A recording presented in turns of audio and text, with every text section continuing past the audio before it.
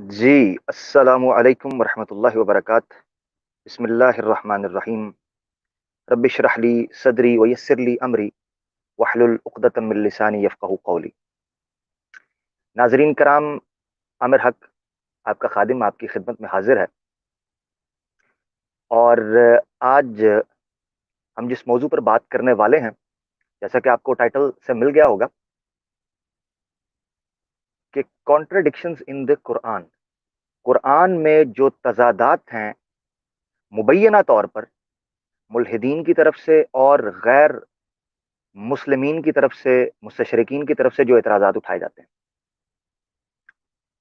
नाज़रीन, हमारी जो स्ट्रीम्स चल रही थी इस हवाले से कि हम एक सीरीज़ ऑफ सब्जेक्ट्स है, टॉपिक्स है जिसको लेकर चल रहे थे, जिनका ताल्लुक अगर मैं वज़ाहत करना चाहूँ तो नबी पाक सल्लल्लाहु अलैहि वसल्लम की सीरत के हवाले से था।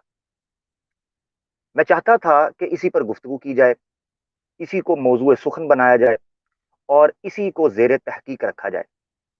मगर निहायत अफ़सोस और निहायत ही ताज्जुब से कहना पड़ता है कि कुछ व्हाट्सएप ग्रुप्स में नाज़रीन व सामीन मुझे एक वीडियो मौसूल हुई और मैंने देखा कि उस वीडियो में एक मुल्हिद है, जिसको मैं मुक़ल्लिद मुल्हिद कहता हूँ, वो खुद को पाकिस्तानी मुल्हिद कहता है और वो शख्स जो है बड़ी तेज़ी के साथ जो है वो जिस तरह आप समझें कि पटरी से बंदा उतरता है तो वो उतर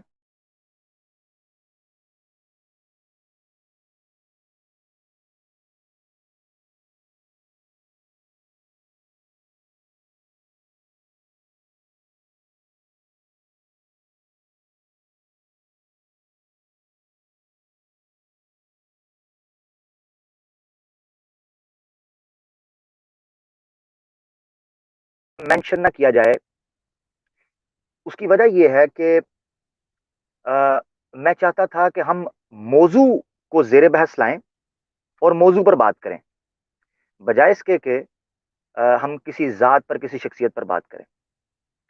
तो मैं तमाम आने वालों को अस्सलामु अलैकुम और वेलकम करता हूँ। उम्मीद है मेरी आवाज़ आप लोगों तक आ रही होगी। ये दोस्त आ चुके हैं, मैं इनको हाइलाइट भी करता हूँ। वालेकुम सलाम, वालेकुम अस्सलाम और हमारे बड़े प्यारे यूज़र्स हैं, वालेकुम अस्सलाम जी, तमाम दोस्त साहब आपको। लाइक कीजिए और शेयर कीजिए, इंशाल्लाह मैं मौज़ू का आगाज़ करता हूँ, मगर उससे पहले क्यों मैंने ये मौज़ू इख्तियार किया उसकी एक वजह बयान करना बहुत ज़रूरी है। तो कादियानियों के कुछ ग्रुप थे, उस यानी हम ख़त्म नबूवत के हवाले से ग्रुप है व्हाट्सएप के ऊपर, वहाँ एक शख्स है जो कि कादियानी मुरब्बी है और दिन-रात अपने एजेंडे की तबलीग और इशाअत में वो लगा रहता है। उसकी जानिब से अरसा हुआ कि इस मुक़ल्लिद मुल्हिद की कुछ तौहीन आमेज़ और गुस्ताख़ाना और तमस्ख़ुराना किस्म की वीडियोज़ जो हैं, वो व्हाट्सएप के अंदर जो है ग्रुप्स के अंदर पेश की जा रही हैं और वो उसमें मुस्कुराता है और उन गोया यूँ महसूस होता है कि वो उनको एंडोर्स कर रहा है। अब ये बड़ी अजीब बात थी मेरे लिए कि कादियानी ग्रुप के अंदर एक कादियानी जो है, वो एक मुल्हिद की, एक एथियस्ट की और एक लादीन की, बद-दीन की जो ऐसी वीडियोज़ हैं, जिसमें वो कुरान की, इस्लाम की और नबी पाक सल्लल्लाहु अलैहि वसल्लम की तौहीन कर रहा है, इस तरह की वीडियो से और फिर हँसता है। वो शेयर करने के बाद वो हँस रहा है। ये बड़े ताज्जुब की बात थी। तो नाज़रीन आपकी स्क्रीन के ऊपर है आज का मौज़ू इसी निस्बत से, contradictions in the Holi Quran. क्या कुरान में तज़ादात हैं? जो वीडियो मेरे साथ शेयर की गई थी ग्रुप के अंदर और उसमें जो तज़हीकाना और तमस्खराना और बड़ा तुंदो तेज़ किस्म की जो ज़ुबान उस मुरब्बी ने इस्तेमाल की थी, वो कहता था, मुसलमान क्या कुल्फ़ियाँ बेच रहे हैं? मुसलमान क्या कुल्फ़ियाँ बेच रहे हैं? इनकी बातों का जवाब नहीं दे रहे। हम लोगों के पीछे पड़े हैं। तो गोया वो ये कहना चाह रहा है, यानी वो बेसिकली एक एथियस्ट की आड़ लेकर अपनी जान छुड़वाने के लिए कह रहे हैं, भाई कादियानियत को छोड़ दो, खत्म नबूवत के मौजू को छोड़ो, ये एथियस्ट को देखो। ये कहना चाह रहे हैं। तो नाज़रीन बड़ी इंपॉर्टेंट गुफ्तगू ये होने वाली है और आज मैं 7 ऐसे एतराज़ात रखूँगा, जो उस मुख्तसर 11 मिनट की वीडियो के अंदर उन मुल्हिदीन ने कुरान के ऊपर उठाए थे। यानी गोया कुरान में कॉन्ट्रडिक्शंस साबित करने की उन लोगों ने कोशिश की थी। मैं वो वीडियो अपलोड करना चाह रहा था, चलाना चाह रहा था, मगर नंबर एक कॉपीराइट की वजह से, और नंबर दो उसकी लेंथ थोड़ी लंबी है, तो वो ओवरले के अंदर प्ले नहीं हो सकती मेरे पास, तो इसीलिए मैं उसको प्ले नहीं करूंगा। मगर मैं आपको बताता रहूंगा कि उन्होंने कहां कहां क्या क्या गलती की है, क्या क्या ज्यादती की है। और अगर किसी को शौक होगा तो हम डिस्क्रिप्शन के अंदर इंशाल्लाह उसका लिंक दे देंगे। तो जो लोग अभी ज्वाइन कर रहे हैं, टॉपिक आप लोगों की स्क्रीन के ऊपर है।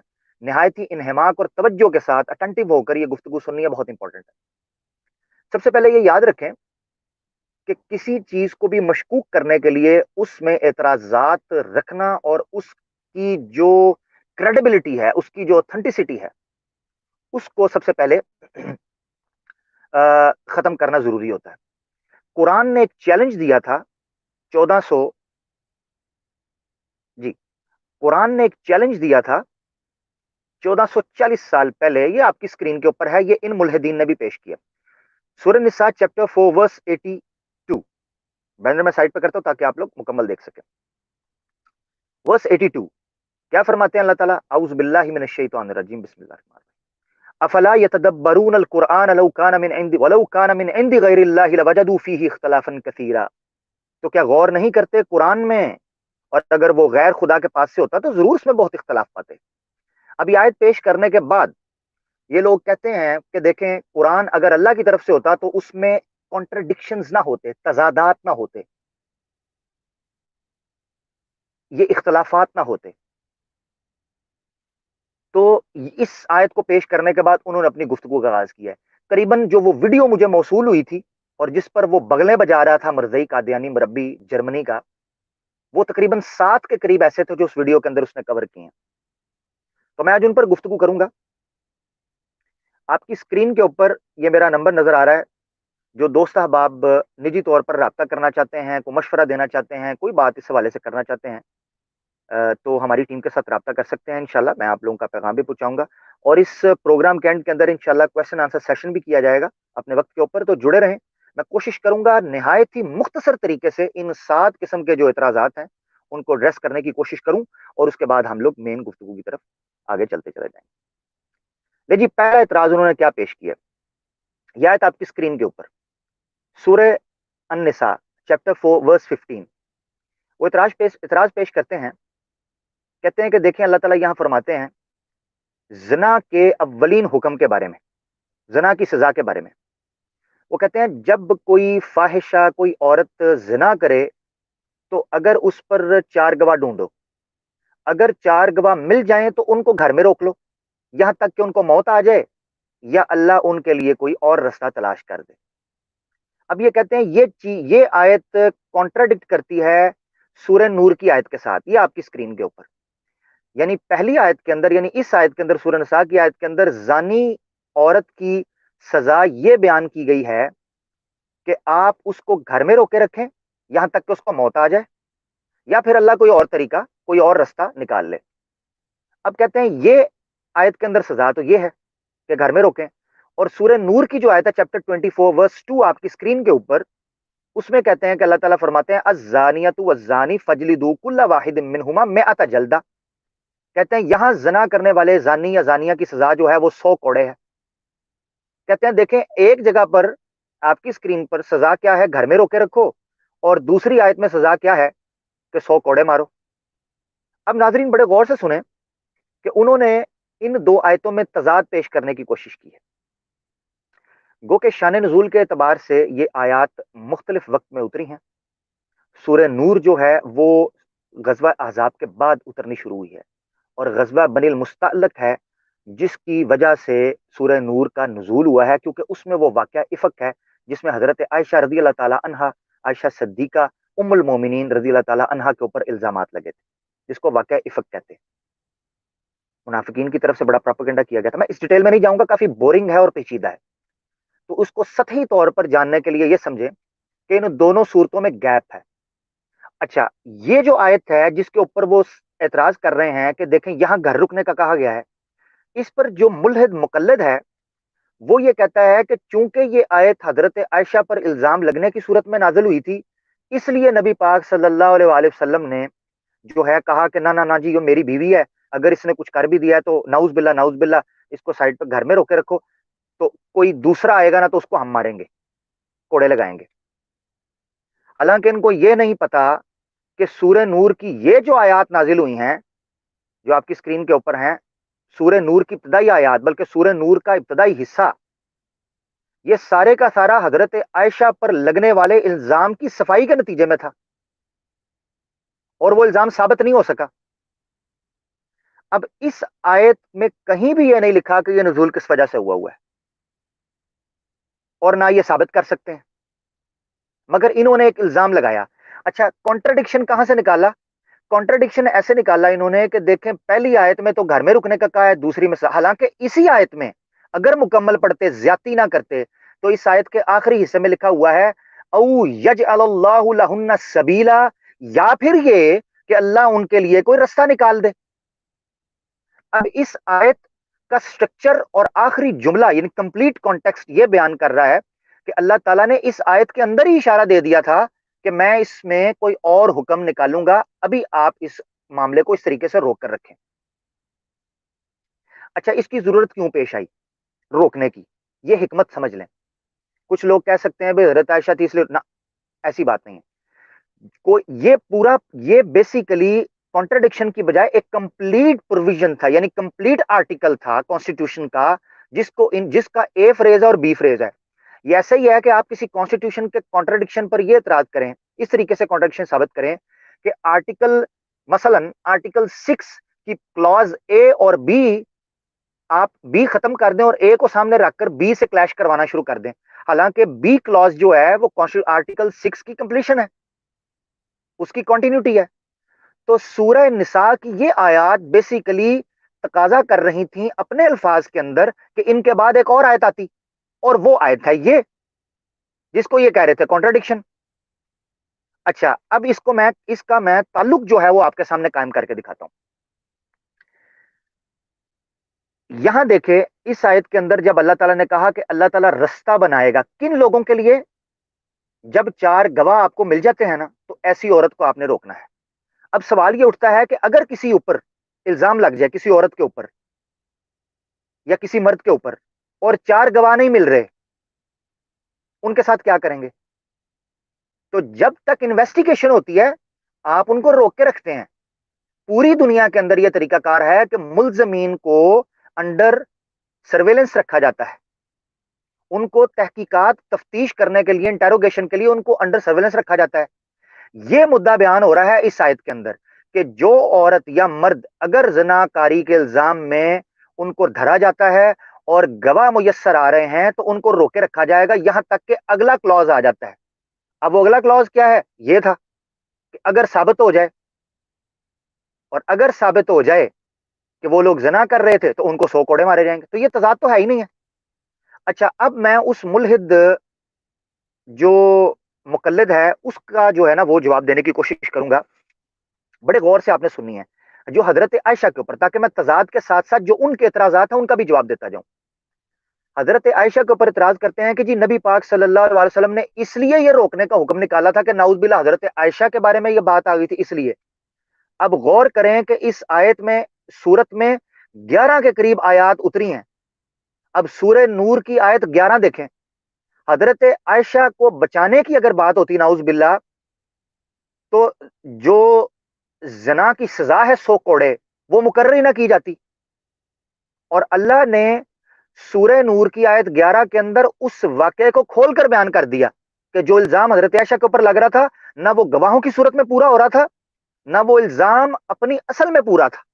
ابھی اللہ تعالیٰ فرماتے ہیں تو حضرت عائشہ کو پاک کر دیا، ان الذین جاؤک بالافک عصبۃ منکم لا تحسبوہ شرا لکم، اور تمہارا پردہ کھول دیتا ہے اللہ، بے شک وہ کہ یہ بڑا بہتان لائے، تمہیں میں ایک جماعت ہے، اسے اپنے لیے برا نہ سمجھو، بلکہ وہ تمہارے لیے بہتر ہے۔ ان میں ہر شخص کے لیے وہ گناہ ہے جو اس نے کمایا، اور ان میں وہ جس نے سب سے بڑا حصہ لیا اس کے لیے بڑا عذاب ہے، یعنی عبداللہ بن ابی، جس نے یہ سارا قصہ گھڑا، اور اس کے بعد حسان بن ثابت جیسے بڑے بڑے صحابی جو کمزور تھے بیچارے وہ بہک گئے، اور انہوں نے یہ الزام جو ہے اس حوالے سے وہ ان کے بھی زبان زدے عام ہو گیا، اور منافقین کا بڑا چرچا تھا۔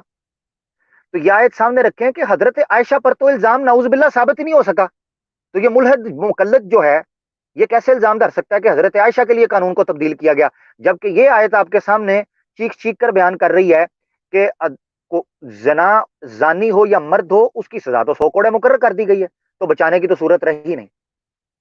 یہ تھا پہلا اعتراض ان کا۔ تو سمجھنے کی ضرورت ہے، کیا سمجھے ہم اس پہلے سینیریو سے، کہ دونوں آیتیں بیسیکلی ایک دوسرے کی کمپلیشن ہے، ایک دوسرے کی تکمیل ہے۔ پہلی آیت میں ابتدائی انٹیروگیشن کا ذکر ہے کہ اس میں گھر میں روک کے رکھیں جب تک اللہ اگلا فیصلہ کرتا ہے، اور جیسے ہی اگلا فیصلہ ہوا تو یہ ثابت ہو گیا کہ اب جو زنا کرے گا مرد اور عورت میں سے، ان کو 100 کوڑے لگائے جائیں گے۔ یہ ہے پورا تعلق اور کانٹرڈکشن ثابت کر رہے تھے۔ کانٹرڈکشن نمبر 2 جو انہوں نے اپنی ویڈیو کے اندر پیش کیا ہے، وہ آپ کی اسکرین کے اوپر ہے اس وقت۔ بڑا امپورٹنٹ ہے یہ، اس کو بھی ذرا توجہ فرمائیے، یہ بڑی غلطی لگی ہے۔ اور یہ جتنے کانٹرڈکشن انہوں نے پیش کیے ہیں، یہ کوئی نئے نہیں ہیں، پرانے ہیں، کوئی نئی بات کرتے۔ اچھا، اس تناظر میں ایک مزے کی بات آپ کو سناتا چلوں، اس کے بعد اس کانٹرڈکشن کو لیتا ہوں۔ میرا اپنی لائف کے اندر بڑے ایتھیسٹ وغیرہ سے بات ہوئی ہے، میں خود بھی اگنوسٹک اور ایتھیزم کے بارڈر پر گھومتا رہا ہوں، اور میں جانتا ہوں ان کے پینترے کیا ہیں، ان کے ہیلوں اور ان کے بہانوں اور ان کے سخن سازیوں اور ان کی منہ شگافیوں اور ان کی شوبدہ بازیوں اور ان کی ڈرامے بازیوں، بلکہ مجھے کہہ لینے دیں ان کی ٹیٹو پارٹیوں سے میں اچھے طریقے سے واقف ہوں، ٹو بی ویری فرینک۔ تو ایک بہت بڑا ایتھسٹ ان کا سردار، جس کو یہ علامہ کہتے تھے، جس کو جو اس وقت اڈیالہ جیل کے اندر ہے، میں اس کا نام نہیں لوں گا، جو اس وقت اڈیالہ جیل کے اندر ہے، اور اس کو ہیش ٹیگ ہینگ ٹویٹر ٹرینڈ بھی چلا تھا، وہ پورا ایک بلاگ بھی چلاتا ہوتا تھا جرت تحقیق کے نام سے، ہو سکتا ہے آپ سمجھ گئے ہوں، جس میں وکاس گرایا بھی شامل تھا، بینسے والا، وہ سنا کے نکل گیا، مگر یہ بندہ سٹل ابھی اندر ہے۔ اس بندے کے ساتھ میری ڈیبیٹ ہے آج سے 4 سال پہلے، ایک پلیٹ فارم ہے سوشل میڈیا کا، پال ٹاک کے اوپر، تو وہاں میں ڈیبیٹ وغیرہ جایا کرتا تھا، ڈسکشن کیا کرتا تھا۔ تو 4 سے 5 سال پہلے میری ایک ڈیبیٹ ہے، وہ بھی اسی ٹاپک کے اوپر تھی، کانٹرڈکشنز ان قرآن۔ اس نے ایک کانٹرڈکشن پیش کیا تھا، اس پر میں نے تفصیلی گفتگو کی تھی، تقریباً 1.5 گھنٹے کی وہ ڈیبیٹ ہوئی تھی۔ اس کے بعد وہ بندہ پکڑا گیا تھا۔ تو یعنی یہ میں نے جتنے ان لوگوں سے بات کیا کانٹرڈکشنز ان قرآن کے حوالے سے، یہ سملر ہیں، مور اور لیس، ایک ہی قسم کی باتیں کرتے ہیں، آؤٹ آف کانٹیکس نکال کر لاتے ہیں یا آیتوں کو کاٹ دیتے ہیں۔ تو اب اگلے اعتراض کی طرف چلتے ہیں جو میں آپ کے سامنے رکھ لگا ہوں آپ کی اسکرین کے اوپر، سورہ بقرہ چیپٹر 2 ورس 256، بڑا امپورٹنٹ یہ ہے، اور یہ وہ اعتراض ہے جو کچھ عرصہ پہلے ایکسٹریم کرتے ہوئے، جی وہ مسلمان تھا، بھائی پوچھ رہے ہیں جی کمنٹ کے اندر، وہ مسلمان تھے، پہلے مسلمان تھے اور مدرسے کے فارغ تھے، عالم دین تھے، اسکالر تھے وفاق المدارس کے، بعد میں ایتھیسٹ ہو گئے تھے۔ اچھا، یہ آیت آپ کے سامنے اسکرین کے اوپر توجہ کیجئے گا، چیپٹر 2 ورس 256، لا اکراہ فی الدین قد تبین الرشد من الغی فمن یکفر بالطاغوت ویؤمن باللہ فقد استمسک بالعروۃ الوثقی لا انفصام لها واللہ سمیع علیم۔ آیت کا ترجمہ، کچھ زبردستی نہیں دین میں، بے شک خود خوب جدا ہو گئی ہے نیک راہ گمراہی سے، تو جو شیطان کو نہ مانے اور اللہ پر ایمان لائے، اس نے بڑی محکم گرا تھامی جسے کبھی کھلا نہیں، اور اللہ سنتا ہے، جانتا ہے۔ اچھا، یہ آیت پیش کر کے اس میں صاف لکھا ہے کہ دین میں کوئی جبر، کوئی زبردستی نہیں ہے، تحقیق جو ہدایت ہے وہ نیک راہ ہے، وہ شیطانی رستوں سے علیحدہ ہو گئی ہے، گمراہی سے علیحدہ ہو گئی ہے۔ اس کا کانٹرڈکشن انہوں نے ثابت کیا اس آیت کے ساتھ، اور بڑے افسوس سے مجھے کہنا پڑتا ہے کہ ترجمے کے اندر ڈنڈی ماری، بڑی غلطی کی۔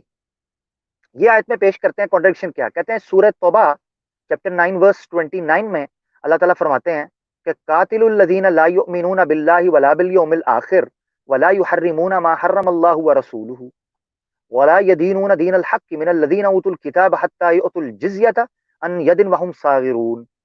کہتے ہیں اور قتال کرو ان لوگوں سے جو نہیں اچھا، یہاں اس نے ترجمہ دیکھے بے ایمانی کیا کی ہے، اوپر سے ترجمہ کھلا ہوا ہے، اسکرین پر ترجمہ نظر آ رہا ہے مگر غلط ترجمہ پڑا ہے۔ کہتا ہے یہاں کانٹرڈکشن یہ کر رہا ہے سورہ بقرہ کی آیت 256 سے، کہ سورہ توبہ میں اللہ تعالیٰ یہاں اس آیت کے اندر فرما رہے ہیں کہ قتل کرو، جھگڑا کرو ان لوگوں سے جو اللہ پر ایمان نہیں لاتے اور قرآن پر ایمان نہیں لے کے آتے۔ اب یہاں کہیں بھی یہ نہیں لکھا ہوا کہ جو قرآن پر ایمان نہیں لے کے آتے، یہ ایڈ کیا اس نے ترجمے کے اندر، یہ باور کرانے کے لیے کہ دوسری جگہ پر تو یہ ہے کہ دین میں کوئی جبر نہیں ہے، اور یہاں صرف اس لیے مارا جا رہا ہے کہ ان کا قرآن پر ایمان نہیں ہے۔ حالانکہ یہ آیت کا شان نزول سمجھتے تو ان کو پتا ہوتا، مگر اس شان نزول کو ماننا نہیں۔ مگر قطع نظر اس سے کہ شان نزول کیا ہے، میں قرآن کی اس آیت کے متن سے ہی ثابت کروں گا کہ اصل مسئلہ کیا تھا۔ تو یہ کانٹرڈکشن انہوں نے ثابت کیا ہے کہ اس آیت میں اللہ تعالیٰ کہہ رہے ہیں دین میں کوئی زبردستی نہیں، سورہ بقرہ کی، اور اس آیت میں اللہ تعالیٰ کہہ رہے ہیں کہ جھگڑا کرو، قتل کرو ان لوگوں سے جو اللہ پر ایمان نہیں لے کے آ رہا تھے اور دین کو قبول نہیں کرتے۔ تو کہتے ہیں کہ یہ کانٹرڈکشن ہے۔ اب ذرا سمجھے، دیکھیں یہ جو آیت ہے نا، یہ جو آیت یہ سورہ بقرہ کی ہے، اور یہ آیت دعوتی پس منظر اور پیش منظر کو بیان کر رہی ہے۔ یہاں جو جملہ استعمال ہوا ہے نا وہ اپنی بلاغت میں کامل، لا اکراہ فی الدین، کسی قسم کی کوئی زبردستی دین میں نہیں ہو سکتی، یعنی جہاں تک تعلق آپ کے عقیدے کا اور آپ کی قبولیت کا ہے اس میں زبردستی ہو ہی نہیں سکتی۔ یعنی آپ یہ سمجھ لیں کہ بالجبر بھی اگر آپ کسی کو منوانا چاہے تو مثال کے طور پر مجھے کوئی گن پوائنٹ کے اوپر یہ کہہ دے کہ اللہ ایک نہیں ہے 10 ہیں، تو میں زبان سے تو کہہ دوں گا، اندر میرا منوا لے گا، وہ اندر وہ میرا نہیں منوا سکتا۔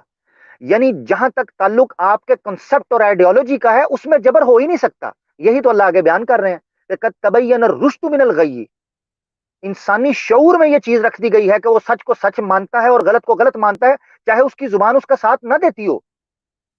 میں زبان سے جتنا مرضی کہتا رہوں کہ میں نہیں مانتا، میرے اندر سے گواہی آتی ہے۔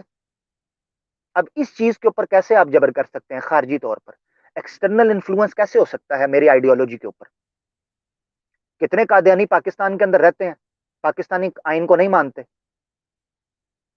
چاہے اوپر اوپر سے کہتے رہتے ہیں ہم پاکستانی ہیں، کو منوا سکتا ہے؟ یہ ہے وہ سارا کانسیپٹ جو اس آیت کے اندر بیان ہوا ہے۔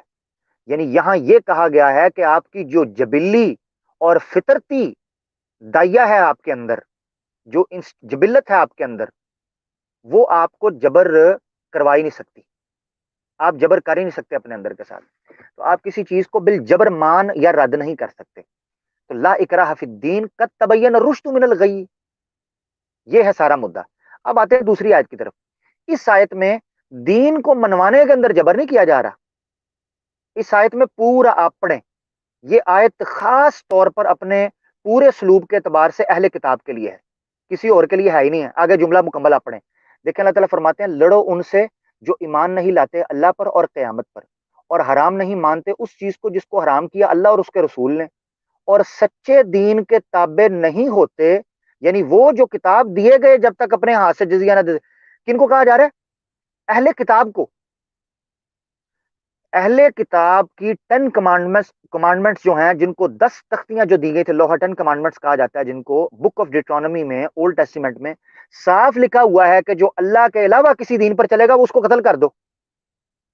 اللہ کے علاوہ جو کسی کے پیچھے چلے گا یا اللہ کے علاوہ کسی دین کو مانے گا اس کو قتل کر دو۔ یہ بیسیکلی اہل کتاب کو مخاطب کیا گیا ہے۔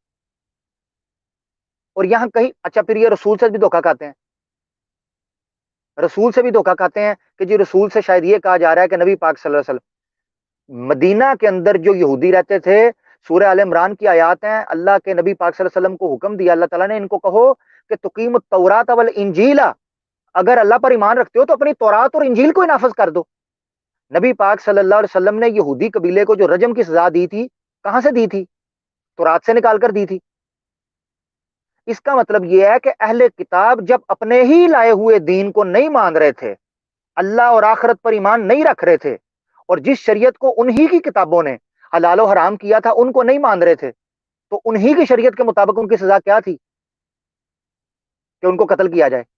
اضافہ کیا کیا یہاں؟ اضافہ یہ کیا کہ اہل کتاب کے اوپر ٹیکس لگا دیا، جزیہ، حتی یؤتوا الجزیۃ عن ید وہم صاغرون، کہ اگر وہ کہتے ہیں کہ نہیں نہیں ہمیں مارے نہ ہم صلح کرنا چاہتے ہیں، ہم نے اپنی کتاب نہیں یہ وہ کچھ لین دین، تو یہ جزیہ دیں، یہ ٹیکس دیں۔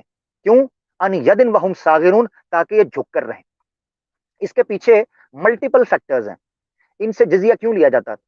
یہودی جو تھے یہ بیسیکلی فائنینشلی بہت سٹرونگ تھے مدینہ کے اندر، اور یہ کیا کرتے تھے؟ لوگوں کو بڑے چوڑے لمبے سودوں کے اوپر، انٹرسٹ کے اوپر لون دیا کرتے تھے، اور یہ استحصال کر رہے تھے مدینہ کی عوام کا۔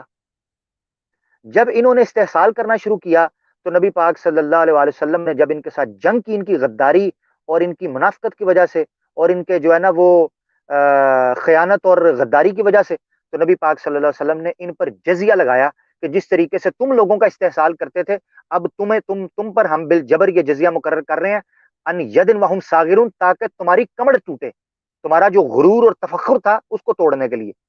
اب یہ اس کانٹیکسٹ میں آئی آیت، تو یہ اہل کتاب کے ساتھ خاص تھی، اس کو لگا دیا عمومی دین کے اوپر، اور کہتے ہیں جی کانٹراڈکشن ہے، کیونکہ یہ آیت کے اندر لکھا ہوا ہے من الذین اوتوا الکتاب، ان لوگوں کے ساتھ یہ معاملہ کرنا ہے جو اہل کتاب میں سے ہیں، سب کے ساتھ کرنا ہی نہیں ہے۔ تو یہ تھا ان کا دوسرا کانٹراڈکشن۔ تیسرے کانٹراڈکشن کے اوپر چلتے ہیں، میں جلدی جلدی چل رہا ہوں۔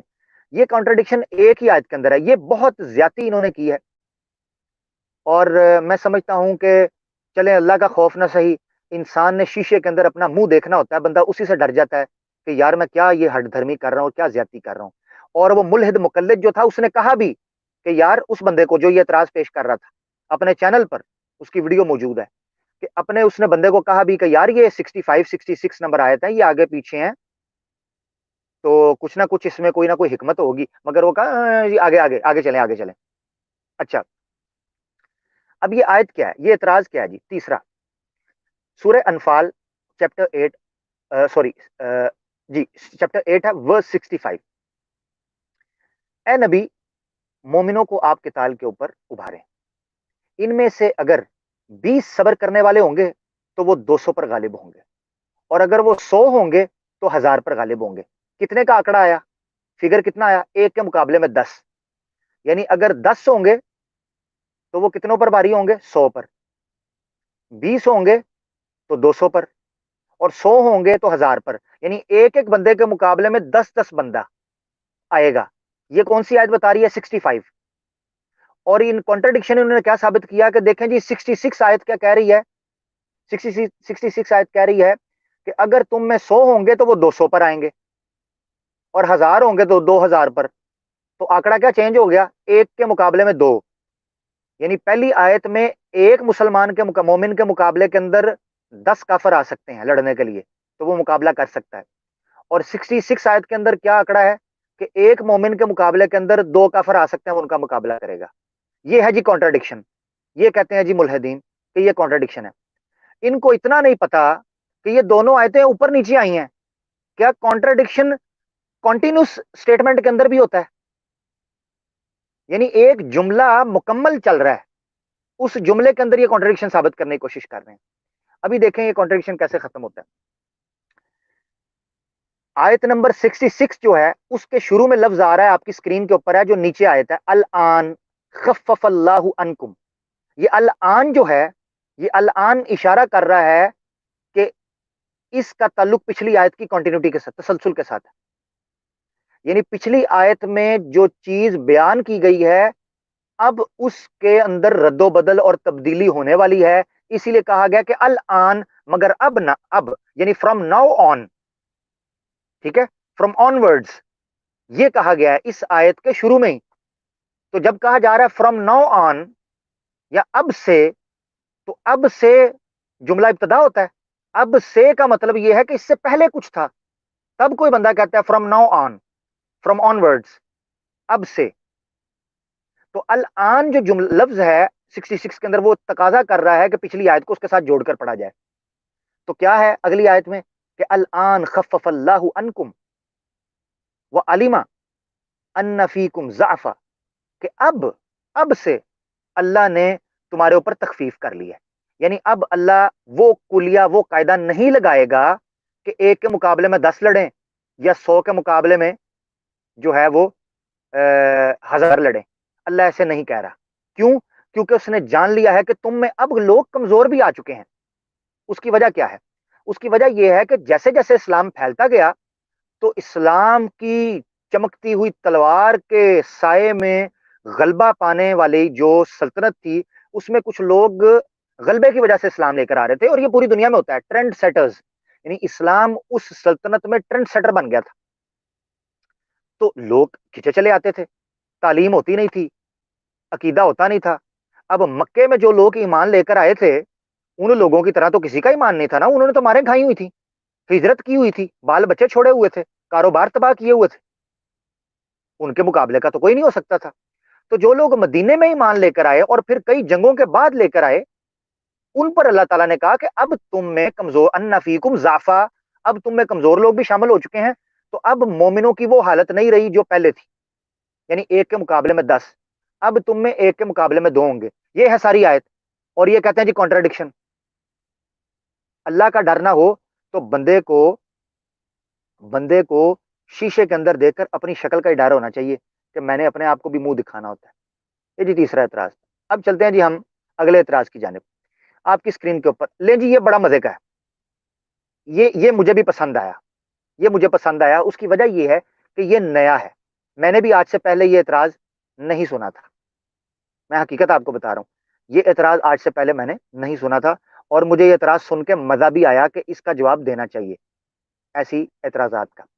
آپ کی اسکرین کے اوپر ہے جی سورہ الزمر. اچھا مزے کی بات یہ ہے کہ یہاں جب یہ پہنچے نا تو ان کو نام نہیں پڑھنا آ رہا تھا، سورت کا نام. میں حیران ہوتا ہوں کہ سورت کا نام نہیں پڑھنا آ رہا، عربی نہیں پڑھنی آ رہی، عربی غلط پڑھ رہے ہیں، مگر اعتراضات کرنے ہیں. اور پتہ کیا کہہ رہے ہیں؟ کہتے ہیں یہ راکٹ سائنس نہیں ہے، یہ کوئی سائنٹیفک ایرر نہیں ہے، یہ تو آپ بغیر عربی کا بھی.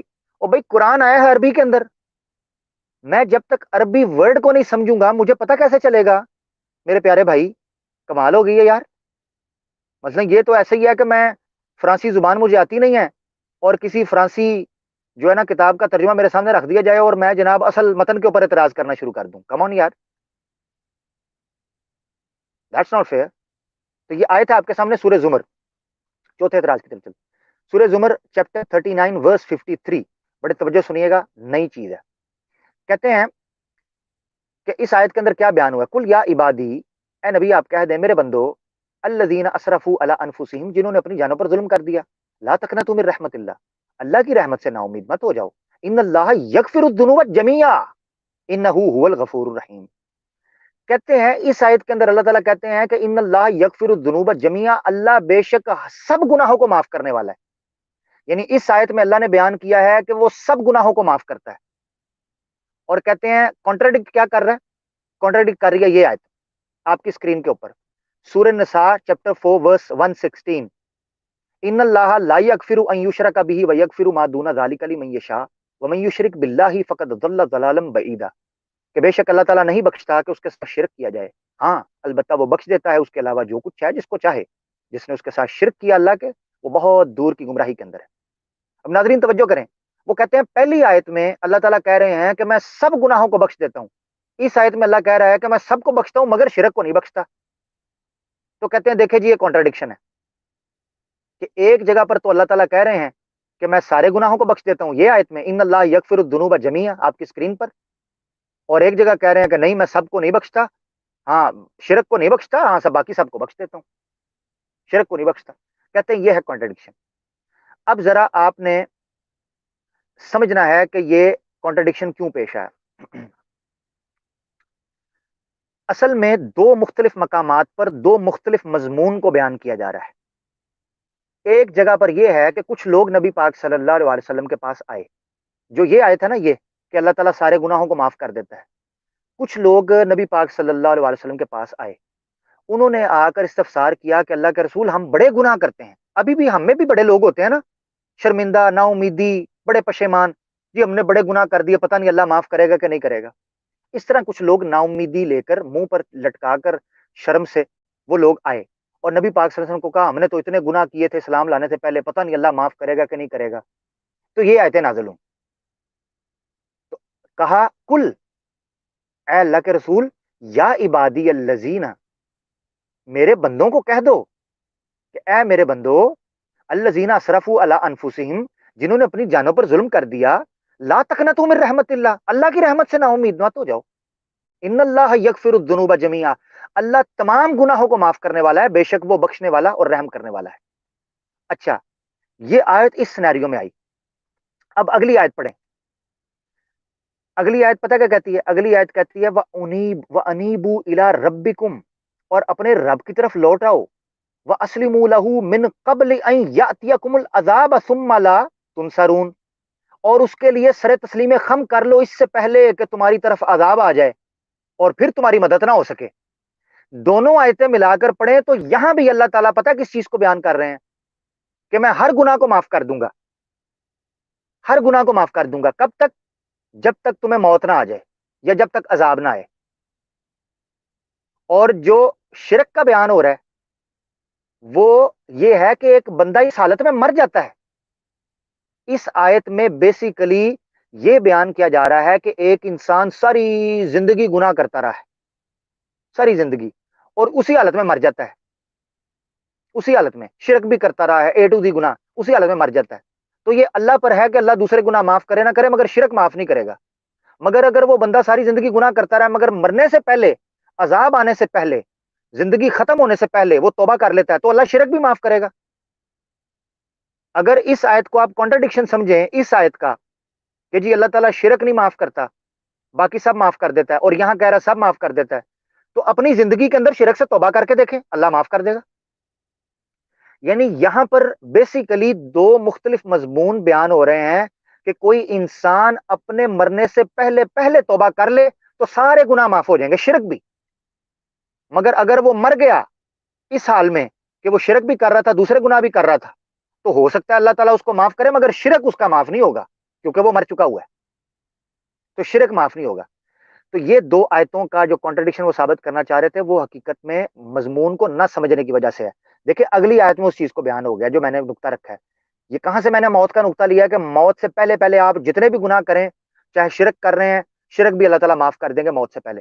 یہ آیت کے اندر وہ دیکھیں نیچے چیپٹر 39 ورس 54، اسی آیت کی اگلی جہاں سے ان کو غلطی لگی ہے کہ وہ انیبو الی ربکم، اپنے رب کی طرف رجوع کرو، وہ اسلموا لہ من قبلی، اسلام لے آؤ، توبہ کر لو، سرنڈر کر لو، من قبل، اس سے پہلے، ان یاتیکم العذاب، کہ تم پر عذاب آ جائے، ثم لا تنصرون، مگر اس کے بعد تمہیں پھر نصرت نہیں ملے گی. یہ ہے سارا مدعا. اور اس آیت میں کہ اللہ تعالیٰ اس کے علاوہ جتنے ہیں گناہ معاف کر سکتا ہے، مگر شرک بہرحال اللہ ہر صورت توبہ سے معاف کرے گا، اس کے علاوہ معاف نہیں کرے گا. اور وہ توبہ کب کرنی ہے؟ مرنے سے پہلے. وہ اس آیت کے اندر بیان ہو گیا. تو یہ کسی قسم کا کانٹرڈکشن نہیں ہے، ان کو غلط فہمی ہوئی ہے. اگلے کانٹرڈکشن کی طرف چلتے ہیں. یہ تھوڑا سائنٹیفک قسم کا تھا اور اس پر بڑا چہکا وہ ملحد جو ہے نا آپ کی اسکرین کے اوپر، سورہ فرقان چیپٹر 25 ورس 54، یہ بھی غلطی لگی ہے. فرماتے ہیں جی وَهُوَ الَّذِي خَلَقَ مِنَ الْمَاءِ بَشَرًا فَجَعَلَهُ نَسَبًا وَسِحْرًا وَكَانَ رَبُّكَ قَدِيرًا، اور وہی ہے جس نے پانی سے بنایا آدمی، پھر اس کے رشتے اور سسرال مقرر کی، اور تمہارا رب قدرت والا ہے. کہتے ہیں جی یہاں اللہ تعالیٰ بیان فرماتے ہیں کہ وہی ذات ہے اللہ جس نے پانی سے بشر کو پیدا کیا. کہتے ہیں یہاں اللہ تعالیٰ نے کہا پانی سے، اور کہتے ہیں یہ چیز ٹکرا رہی ہے قرآن کی دوسری آیت سے. کون سی آیت؟ یہ آپ کی اسکرین کے اوپر. کہتے ہیں جی یہ سورہ انعام کی آیت نمبر 6 چیپٹر 6 ہے ورس 2. کہتے ہیں یہ اللہ تعالیٰ فرماتے ہیں هو الذی خلقکم من طین ثم قضى اجلا واجل مسمى عنده ثم انتم تمترون. کہتے ہیں اللہ تعالیٰ یہاں فرماتے ہیں وہی ہے جس نے تمہیں مٹی سے پیدا کیا. اس آیت میں اللہ تعالیٰ فرما رہے ہیں وہی ہے جس نے تمہیں پانی سے بنایا. اس میں کہا جا رہا ہے کہ وہی ہے جس نے تمہیں مٹی سے بنایا. سمجھ رہے ہیں؟ تو کہتے ہیں یہ تو جناب کانٹرڈکشن ہو گیا کہ ایک جگہ پر کہا جا رہا ہے پانی اور ایک جگہ پر کہا جا رہا ہے مٹی. دیکھیں یہاں بھی دو مختلف مضمون بیان ہو رہے ہیں، ایک مضمون نہیں ہے. کانٹرڈکشن کے لیے جو ایرسٹوٹلین لاجک ہے اس کے مطابق ایک ہی مدعا میں، ایک ہی سبجیکٹ میں دو مختلف عبارتوں کا ہونا کانٹرڈکشن ثابت کرتا ہے. مگر اگر تفصیل پڑھنے کے بعد ایک مدعا نہیں بلکہ دو مضمون بیان ہو رہے ہوں، یا ایک ہی مضمون کا ڈفرنٹ ڈائمینشن اور ڈفرنٹ ایسپیکٹ بیان ہو رہا ہو، تب بھی وہ کانٹرڈکشن نہیں ہو سکتا. اب دیکھیں اس آیت کے اندر بیسیکلی اللہ تعالیٰ نے آغاز انسانیت کا بیان کیا ہے. اس کی وجہ کیا ہے؟ دیکھیں اللہ تعالیٰ بیان کرتے ہیں وَهُوَ الَّذِي خَلَقَ مِنَ الْمَاءِ بَشَرًا، اللہ نے پانی سے انسان کو بنایا، وَجَعَلَهُ نَسَبًا، اس کا نسل چلائے، اس کے رشتے چلائے. یعنی رشتے چلنا اور پھر تعلقات دنیا میں بننا. پھر آگے اللہ کہتا ہے وَكَانَ رَبُّكَ قَدِيرًا، اور تیرا رب جو ہے وہ قدرت والا ہے. یعنی یہاں پر اللہ تعالیٰ نے انسان کی زندگی کا آغاز پھر اس کا نسل بعد نسل سے اس کا تعلق قائم کیا ہے، کیونکہ وہ نسب بناتا ہے. ٹھیک ہے نا، ایک لینج بناتا ہے. تو اس کا آغاز کس سے ہوتا ہے؟ پانی سے. چاہے آپ یہ سائنٹیفکلی سمجھیں تب بھی پانی سے آغاز ہوا ہے، چاہے آپ پانی کے قطرے سے سمجھیں تو وہ بھی سپرم کا جو ایک سیل ہے. ٹھیک ہے، تو جو स्पर्म है वो भी पानी है, तो उससे आगाज हुआ है। तो यहां पर बेसिकली आगाज इंसानियत का जिक्र है। और दूसरी आयत में जहां मट्टी कहा गया है, उसमें बेसिकली जो इंसान पानी के बाद बनकर जो शक्ल में आता है, वो फिर अपनी मौत तक को जो सफर है उसका जिक्र किया जा रहा है। यानी इस वक्त जो मैं और आप मट्टी की शक्ल या एक पुतला बनकर या एक इंसान बनकर आगे चल पड़े हैं ना, उसका वो कहां से मैंने लिया है, देखें इसी आयत के अंदर अल्लाह ताला बयान कर रहे हैं, हुवल्लज़ी खलक़कुम मिन तीनिन सुम्मा कज़ा अजलन व अजलुम मुसम्मा इंदहु सुम्मा अंतुम तमतरून। अल्लाह ताला बयान करते हैं वही है जिसने तुम्हें मट्टी से पैदा किया, सुम्मा कज़ा अजलन, फिर एक मुकर्रर मुद्दत कर दी, व अजलुम मुसम्मा इंदहु सुम्मा तमतरून, और वो मुसम्मा अजल जो है यानी मुकर्रर मुद्दत है वो उसी के यहाँ है, सुम्मा अंतुम तमतरून, फिर भी तुम शक करते हो। ये किस लिए कहा कि फिर भी तुम शक करते हो? मौत, यानी कुफार सबसे दुनिया की सबसे बड़ी जो हकीकत है, स्टैब्लिश फैक्ट हर तरह से, वो क्या है? मौत, कि इंसान को मौत आएगी, उसको कहते हैं अजल। यानी कहते हैं लुकमा अजल बन गया, फला इंसान हादसे में लुकमा अजल बन गया, यानी मौत का वो जो है ना, वो मौत के सफर पर चला गया। तो यहाँ अल्लाह ताला बेसिकली इस गोश्त पोस्ट का जो इंसान बन गया है, जो मौत की तरफ सफर कर रहा है, हम सब लोग अपनी जिंदगी में, उसका जिक्र किया है। तो वो तो मट्टी से ही बना है उसका आगाज तो मट्टी से है। तो ये मट्टी का पुतला जो आपके सामने नजर आ रहा है, तो ये दो चीजों में फर्क समझिए।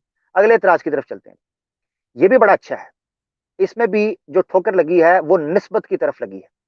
अगला इतराज आपकी स्क्रीन के ऊपर ये जी करते हैं जी, चैप्टर 64 की आयत 11 फरमाते हैं जी, माँ असाब मिन मुसीबतिन इल्ला बिइज़्निल्लाह। कहते हैं जी कोई मुसीबत नहीं पहुंचती मगर अल्लाह के हुक्म से। कहते हैं जी इस आयत में अल्लाह ताला बयान करते हैं कि जो भी मुसीबत तुम्हें आती है ना, वो किसकी तरफ से आती है? अल्लाह की तरफ से। अच्छा, कहते हैं ये चीज कॉन्ट्राडिक्ट करती है कौन सी आयत के साथ? दूसरी आयत के साथ। कहते हैं ये आयत है जी, चैप्टर 42 वर्स 30, वमा असाबकुम मिन मुसीबतिन फबिमा कसबत अयदीकुम व याफू अन कसीर। कहते हैं तो तुम्हें जो मुसीबत पहुंचती है उसका सबब वही है जो तुम्हारे हाथों ने कमाया। अच्छा, कहते हैं जी देखें इस आयत के अंदर अल्लाह ताला कह रहे हैं कि जो तुम्हारे हाथों ने किया उस वजह से तुम्हें मुसीबत पहुंचती है, और इस आयत में अल्लाह ताला कह रहे हैं कि तुम्हें नहीं पहुंचती कोई मुसीबत मगर अल्लाह की तरफ से। तो ये है क्या? ये कॉन्ट्रडिक्शन है, एक तरफ अल्लाह की तरफ से, एक तरफ इंसान की तरफ। असल में ये अरबी को ना समझने और कुरान को आउट ऑफ कॉन्टेक्स्ट लेने की वजह से पैदा हुआ है ये इश्काल। तवज्जो कीजिएगा भी, ये देखें जी अल्लाह ताला यहाँ पर कहते हैं अल्फाज का इस्तेमाल किया, मा असाब मिन मुसीबतिन इल्ला बिइज़्निल्लाह, बिइज़्निल्लाह, मिन अल्लाह नहीं, बिइज़्निल्लाह, अल्लाह के हुक्म से। यानी जो भी मुसीबत आपको पहुंचती है उसको आप तक पहुंचने में अल्लाह की इजाजत चाहिए होती है, वो आपकी तरफ से ही रही होती है। मगर चूंकि अल्लाह इस पूरी कायनात का खालिक है, तो जब तक उसकी इजाजत नहीं होगी कोई मुसीबत भी आपकी तरफ नहीं आ सकती। इसकी मिसाल ऐसे समझे कि एक बंदा जो है वो, उसको गोली लगती है, वो मर जाता है। दूसरा बंदा है उसको गोली लगती है, वो बच जाता है। ठीक है, इसका मतलब क्या है कि दोनों को गोली लगी है, दोनों को गोली लगी है, मगर एक पर वो मुसीबत का इज़न अल्लाह ने मौत का नहीं रखा, इजाजत नहीं दी मौत को, वो बच गया। दूसरे को इजाजत दी है, वो मर गया। तो यहां पर इज़न का लफ्ज इस्तेमाल हुआ है, मीन अल्लाह का नहीं, इज़न का।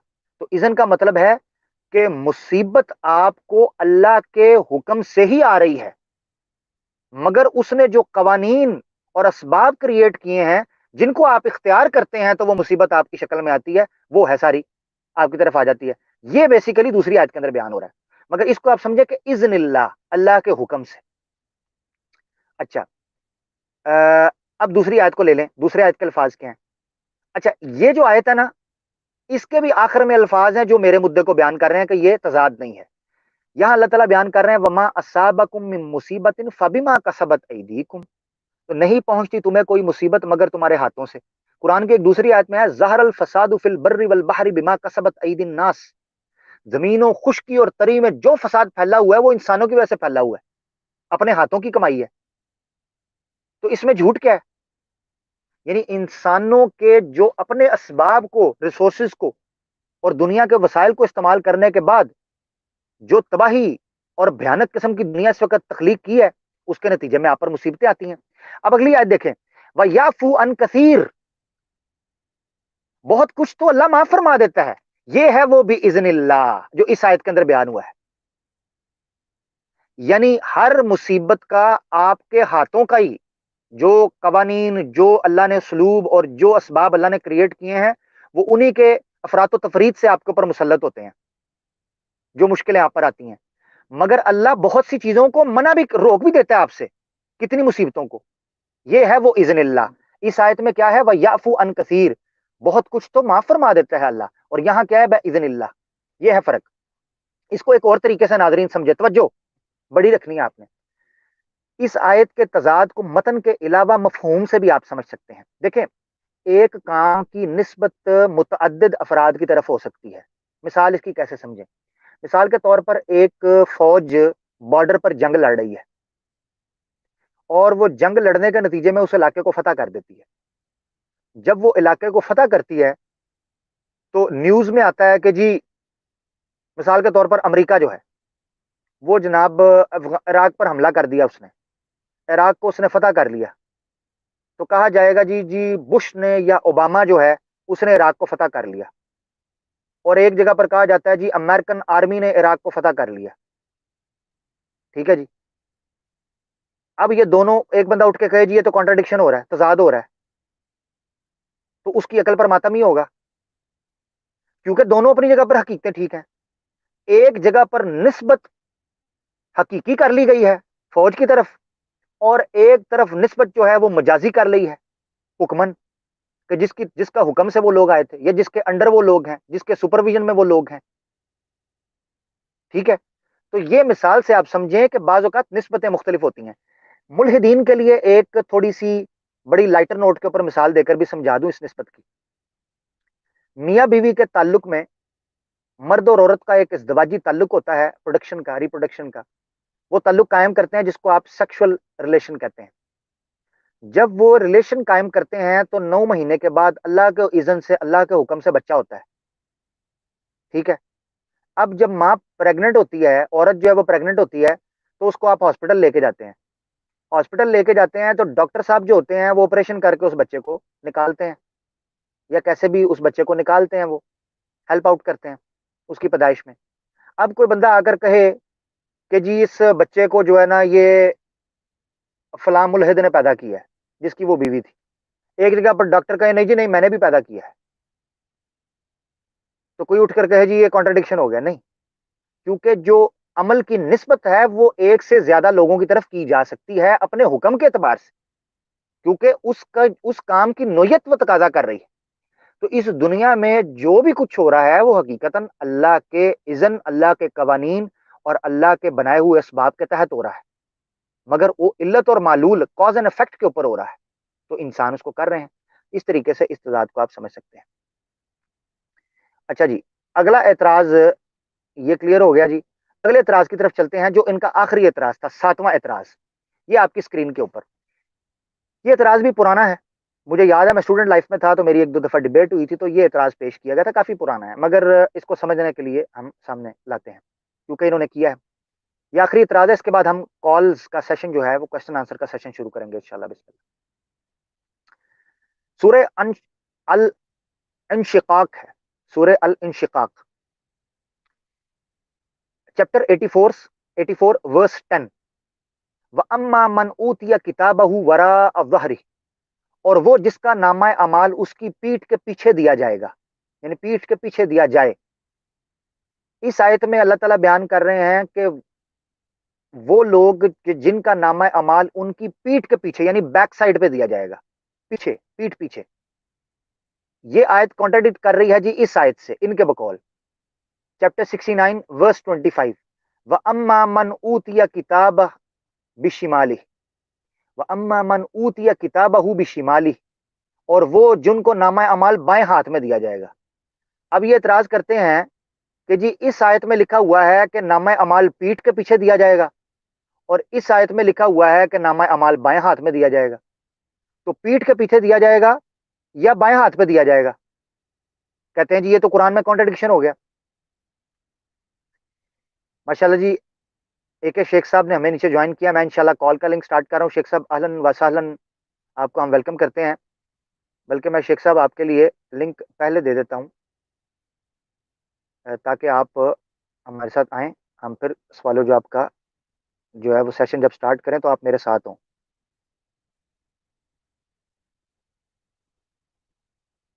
جی میں نے لنک جو ہے اس وقت کمنٹس کے اندر دے دیا ہے۔ اچھا جی، ہم اپنے اعتراض کی طرف چلتے ہیں۔ مین وائل شیخ صاحب آپ کلک کریں اور جوائن کریں، میں آپ کو اپنے ساتھ لے لیتے ہیں اور پھر ہم اس آخری اعتراض کو لیتے ہیں اور اس کے بعد پھر انشاءاللہ ہم لوگ سٹارٹ کریں گے۔ اچھا جی، اچھا اس آیت کے اندر ناظرین لکھا ہوا ہے کہ پیٹھ پیچھے، اور اس آیت پر لکھا ہوا ہے کہ دائیں بائیں طرف۔ اب اعتراض کرتے ہیں کہ پیٹھ پیچھے ہے یا بائیں طرف؟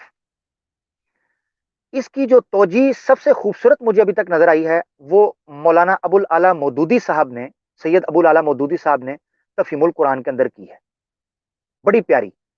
وہ کہتے ہیں کہ جب انسان کو نا امیدی اور مایوسی ہوتی ہے نا، تو وہ اپنے عیب کو، اپنی شکست کو چھپاتا ہے اور حت الوسع کوشش کرتا ہے، حت الوسع کوشش کرتا ہے کہ اس کو یہ چیز نہ ہی لینی پڑے، اس چیز کا سامنا نہ ہی کرنا پڑے۔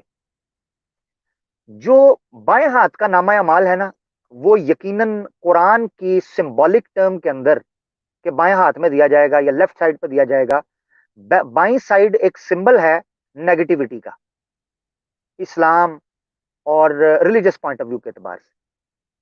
تو جب بائیں طرف دیا جائے گا اس کا مطلب یہ ہے کہ کوئی انسان کے ساتھ برا معاملہ ہوا ہے، وہ فیل ہو گیا ہے، شکست ہو گئی ہے، تو وہ بندہ نا امید ہو کر کوشش کرے گا کہ مجھے یہ نامہ اعمال نہ دیا جائے، اور وہ اپنے ہاتھوں کو پیچھے کر لے گا۔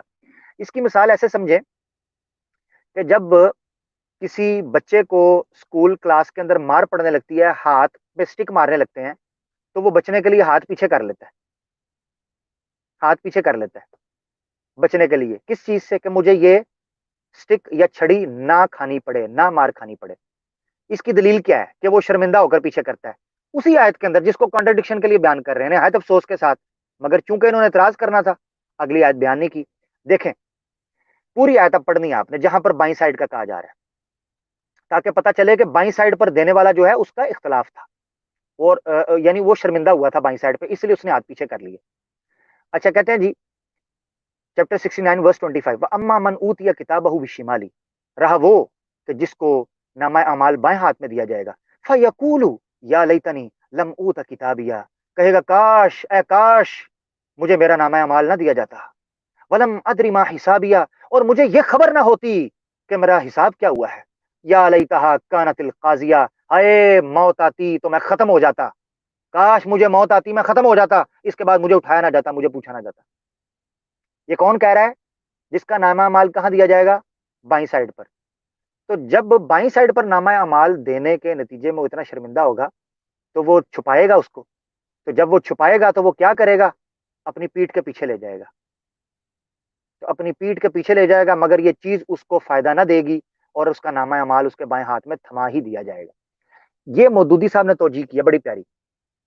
اس کی ایک اور مثال دوں بڑی فرینکلی سی، وہ مثال یہ ہے کہ آپ کبھی کسی پاکستان کے اندر جو لوگ رہتے ہیں، تو کبھی کسی پولیس والے نے رشوت لی ہو تو آپ اس کو سیدھے ہاتھ سے پکڑانے لگے نا، تو وہ کہتا ہے ہاں ہاں ٹیبل کے نیچے سے، کہتا ہے اوپر نہیں نہیں ادھر سے پیچھے سے، کہتا ہے پیچھے پیچھے پیچھوں پیچھوں پڑا۔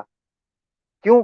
کیونکہ وہ اس چیز کو معیوب سمجھتا ہے، معیوب سمجھتا ہے، وہ برا سمجھتا ہے کہ مجھے لوگ دیکھیں، پبلک دیکھے کہ میں رشوت لے رہا ہوں، تو وہ کیا کرتا ہے؟ کہتا ہے پیچھے پیچھے پیچھے پڑا، میرے پیچھے ہاتھ رکھ دے، یہ ٹیبل کے نیچے سے دے دے۔ تو جب کسی کا نامہ اعمال جو ہے وہ برا دیا جائے گا تو وہ لوگوں کے سامنے شرمندہ ہی ہوگا، وہ کہے گا یار میرے پیچھوں دی پڑھا دیو، تہاڈی مہربانی مینوں سارے سامنے نہ دیو بائیں ہاتھ۔ ایک تو اس کی یہ تو جی، ایک تو جی یہ ہے کہ ہاتھ پیچھے بھی کر لے تو کیا پیچھے بایاں ہاتھ کیا دایاں ہو جاتا ہے؟ یعنی میں دونوں ہاتھ پیچھے باندھتا ہوں اگر، تو میرا بایاں ہاتھ کیا ختم ہو جاتا ہے؟ دایاں ہو جاتا ہے؟ تو پیچھے کر کے بھی بایاں رہتا ہے، تو پیچھے اور بائیں دونوں ایک ساتھ اکٹھے ہو سکتے ہیں، تضاد تو ہے نہیں اس میں۔ تو اس کی حقیقت کو سمجھے، تو یہ تین چار طریقے سے آپ ان چیزوں کو سمجھ سکتے ہیں۔ لے جی اختتام ہو گیا ہمارے ان پوائنٹس کا۔ انشاءاللہ ہم کوشش کریں گے کہ اس کو سیریز وائز چلائیں، اور کچھ ایسے اعتراضات کانٹرڈکشنز قرآن کے حوالے سے جو لائے جاتے ہیں ان کے اوپر ہم مزید انشاءاللہ بات کریں گے۔ جو لنک ہے ہم نے کمنٹس کے اندر دے دیا ہوا ہے، میں دوبارہ اس کو کمنٹ کے اندر دے دیتا ہوں۔ میں نے بیسیکلی شیخ صاحب کے لیے سب سے پہلے دیا تھا، مگر شیخ صاحب نے ابھی تک ہمیں جوائن نہیں کیا. آئی ہوپ کہ شیخ صاحب اس کو سیٹ کر رہے ہوں گے، کیونکہ شیخ صاحب نارملی اپنے دوسرے سسٹم سے آتے ہیں. شیخ صاحب جوائن کرتے ہیں تو میں ان کو انشاءاللہ لے لوں گا. لیں جی، باقاعدہ ہم کالز کا جو ہے وہ آغاز کرتے ہیں.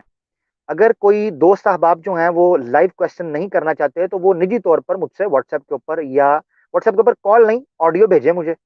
زیادہ بہتر ہے کہ آڈیو بھیجیں، تو انشاءاللہ اس کے اوپر بھی کوئی مشورہ دینا چاہیں، کسی ٹاپک کے حوالے سے، ہماری ٹیم کے حوالے سے کوئی بات کرنا چاہیں تو انشاءاللہ ضرور کریں. اب ہم باقاعدہ بسم اللہ کوشچن آنسر سیشن کا آغاز کرتے ہیں. ہمارے ساتھ اس وقت پہلے کالر ہیں ہمارے پیارے دوست مصور بٹ صاحب. جی مصور صاحب. السلام علیکم عامر، کیسے ہیں؟ وعلیکم السلام، اللہ کا شکر. میرے بھائی آپ سنائیں، خیریت سے ہیں؟ جی بس الحمدللہ. عامر، میں آپ کو داد دیتا ہوں کہ آپ نے جس ٹاپک کو چھیڑا ہے نا آج، اتنے جو میں نے سنی ہے وہ مقلد مولد کی تو میں نے ویڈیو نہیں دیکھی، لیکن آپ نے جو پوائنٹس بیان کیے ہیں نا، یہ جو میں نے سنا ہے آپ کی زبان سے، اتنے ان لاجیکل اور بچگانہ قسم کے اعتراضات جن کو ایک ایک کر کے آپ نے جن کا پردہ چاک کیا ہے، جی تو میں کہتا ہوں کہ عامر بھائی آپ ایک بہت قیمتی شخصیت، آپ بہت زیادہ بن گئے ہیں ہمارے لیے، تو اپنی ذرا حفاظت بھی کیا کریں. اچھا، تو دوسرا ایک میں حفاظت تو پوائنٹ حفاظت کی کرتا ہوں نسبت، میں، حفاظت کرتا ہوں میں، ماسک وغیرہ پہنتا ہوں یار، سینیٹائزر یوز کرتا ہوں، اور کتنی کروں. نہیں میں کہہ رہا ہوں آپ کو پتہ ہے یہ جو ان کا خاص طور پہ ایک جو ہے نا قادیانی جو کلٹ تھا، موضوع سے ہٹ کے بات ہے لیکن ایک پوائنٹ میرے ذہن میں آیا حفاظت سے لے کے، کہ آپ کو پتہ ہے ان کا موڈس آپرینڈی جو تھا وہ بالکل الطاف حسین والی ایم کیو ایم جیسا تھا. تو یہ ان کا پتہ ہے الطاف حسین کا بھی ساؤتھ افریقہ میں بڑا ایک کلر گروپ تھا. تو میں بھی آپ کو مشورہ دوں گا کہ آپ جب بھی کسی نئے آدمی سے ملیں تو اپنا پورا ذرا جو ہے نا بیک اپ رکھ کے ملیں، کیونکہ آپ بہت قیمتی ہیں اس وقت. اچھا، اللہ تو دعا جو خیر دے جی. پوائنٹ میرے، ہاں جو پوائنٹ یہ تھا جو آپ نے پہلے میں جو آپ نے آخری اعتراض کا جواب دیا نا، اس پہ میرے علامہ اقبال کا شعر میرے ذہن میں آیا، وہ جو ہے از نگاہ مصطفیٰ پنہاں بگیر، اس کا آخری مصرع مجھے یاد ہے، وہ بھی آپ ضرور سنائیے گا. اچھا، اس میں جو ہے نا مین ایک پوائنٹ میرے ذہن میں تھا جس پہ میں چاہتا ہوں آپ تبصرہ کریں، اس پہ آپ کی کیا رائے ہے. ملحدین کا جو مین اعتراض ہے نا قرآن پہ، وہ میرے خیال سے یہ ہے کہ قرآن is not the word of God, کہ نبی علیہ السلام نے نعوذ باللہ یہ خود ہی معاذ اللہ اپنے پاس سے جو ہے نا لکھ لیا. اور اس پہ وہ ایک ملد کا میں نے سنا تھا، وہ یہ کہہ رہا تھا کہ جی جو نبی علیہ السلام کے بارے میں قرآن اور مسلمان کا یہ کلیم ہے نا کہ یہ امی ہے، یہ کلیم ہی غلط ہے ان کے نزدیک. وہ یہ کہتے ہیں جی چلو اگر یہ مان بھی لیا جائے کہ یہ امی تھے تو السلام علیکم شیخ صاحب کو بہت بہت. جی وعلیکم السلام، کیسے ہیں آپ لوگ؟ اچھا جی اہلاً الحمدللہ. اہلاً. اچھا وہ یہ کہہ رہا تھا کہ اگر یہ مان بھی لیا جائے کہ امی ہے تو کیا نبی علیہ السلام پڑھنا سن نہیں سکتے تھے، مشاہدہ نہیں کر سکتے تھے. اس نے یہ کہا کہ جی عرب کے نبی علیہ السلام کے علاقے میں جگہ جگہ پہ یہودیوں اور عیسائیوں کے معبد تھے، تو وہاں سے لے کے جو ہے نا انہوں نے وہ قرآن میں ایڈیشنز کی اور یہ خود سے انہوں نے بنایا. اچھا، اس میں اب جب مین پوائنٹ ہے نا، اس میں جو اعتراض کا جواب ہے وہ یہ اس میں ایک یہ بھی ہے کہ جو وہ کرتے ہیں کہ اس کی دلیل وہ یہ دیتے ہیں کہ جو صلح حدیبیہ کے موقع پہ بڑی مشہور حدیث ہے کہ نبی علیہ السلام نے حضرت علی کو حضرت علی نے جب انکار کر دیا رسول اللہ مٹانے سے تو نبی علیہ السلام نے خود اس کو مٹا دیا. لیکن وہ اعتراض یہ کرتے ہیں کہ مٹا کے رسول اللہ مٹا کے عبداللہ لکھا، لیکن یہ یہاں پہ وہ ڈنڈی مار جاتے ہیں. جیسے آپ نے جو پوائنٹس پیش کیے ان میں بھی جگہ جگہ ڈنڈی ماری گئی ہے، حدیث میں کہیں آ کے عبداللہ لکھنے کا ذکر نہیں ہے، حدیث میں صرف مٹانے کا ذکر ہے. ٹھیک ہو گیا، تو بہت اس میں شکریہ، بہت صحیح ہو. ہاں چلیں بہت شکریہ. ایک اور پوائنٹ تھا لیکن شیخ صاحب آ گئے ہیں تو میں چلتا ہوں. ٹھیک ہے، تھینک یو. جی جی آپ بیٹھے، کوئی مسئلہ نہیں، آپ دوبارہ آئیے گا ہمارے ساتھ. شیخ صاحب آپ کو اہلاً وسہلاً مرحبا کہتے ہیں. جی آئیں ہم. Thank you, شکراً جزیلاً. عامر آپ اپنا پروگرام جاری رکھیں، میں صرف آپ کو سننے کے لیے آیا ہوں، آپ اپنا شیخ پلیز صاحب جاری شیخ صاحب رکھیں. آپ نے یقین کریں پر نور کر دیا ہے ماحول کو. اللہ آپ کو جزائے خیر دے آپ کی آمد پہ. Thank you. تو یہ ہے تھینک کہ یو. آپ ضرور کوئی سجیشن ہو. میں کالر لیتا ہوں. ڈاکٹر یوسف صاحب ہمارے جی ساتھ موجود ہیں. جہاں آپ کا دل کرے آپ جی کہیں. ہمارے مہمان ہیں. بہت شکریہ آپ کا، بہت شکریہ. Thank you so much. جی ڈاکٹر یوسف صاحب نے ہمیں جوائن کیا. جی ڈاکٹر صاحب آپ کچھ السلام علیکم جناب، پوچھنا چاہتے ہیں؟ شیخ وعلیکم صاحب، السلام عامر ورحمۃ صاحب. وعلیکم اللہ. جی السلام. وعلیکم السلام. اچھا جی، یہ عامر صاحب، یہ جو آپ پس منظر بیان کر رہے ہیں ویڈیو کا کہ وہاں ایک قادیانی بھی تھا اور ایک ملحد تھا، تو وہ اس نے آبجیکشنز ریز کیے، تو وہ قادیانی ویسے تو بڑا کرتے ہیں جی ہم اسلام کے ٹھیکیدار ہیں، تو وہاں یہ مکھیاں مار رہا تھا یا اس کو کسی نے پکڑا ہوا، اس کا منہ بند کیا ہوا تھا؟ اس نے کیا جواب دیا؟ ایک بات. دوسرا یہ ہے کہ ان کے جتنے بھی مربی ہیں ان میں سے 99% جو ہیں وہ تو سارے نیم حکیم ہیں. نیم حکیم، نیم ملا خطرہ ایمان، نیم حکیم خطرہ جان. تو ان کے جی پاس نالج تو ہوتا نہیں ہے. تو جی میرا یہ ہے کہ وہ جو آپ پس منظر، چونکہ آپ نے ساری سٹوری ایکسپلین نہیں کی، وہ وہاں کیا کر رہا تھا؟ اگر اس نے کوئی نہ کوئی جواب تو وہ دیتا نہیں. جی میں عرض کر دیتا ہوں. بہت شکریہ ڈاکٹر صاحب. ہمارے ساتھ رہیے گا. انشاءاللہ پھر ہم اس گفتگو کا آغاز کرتے ہیں.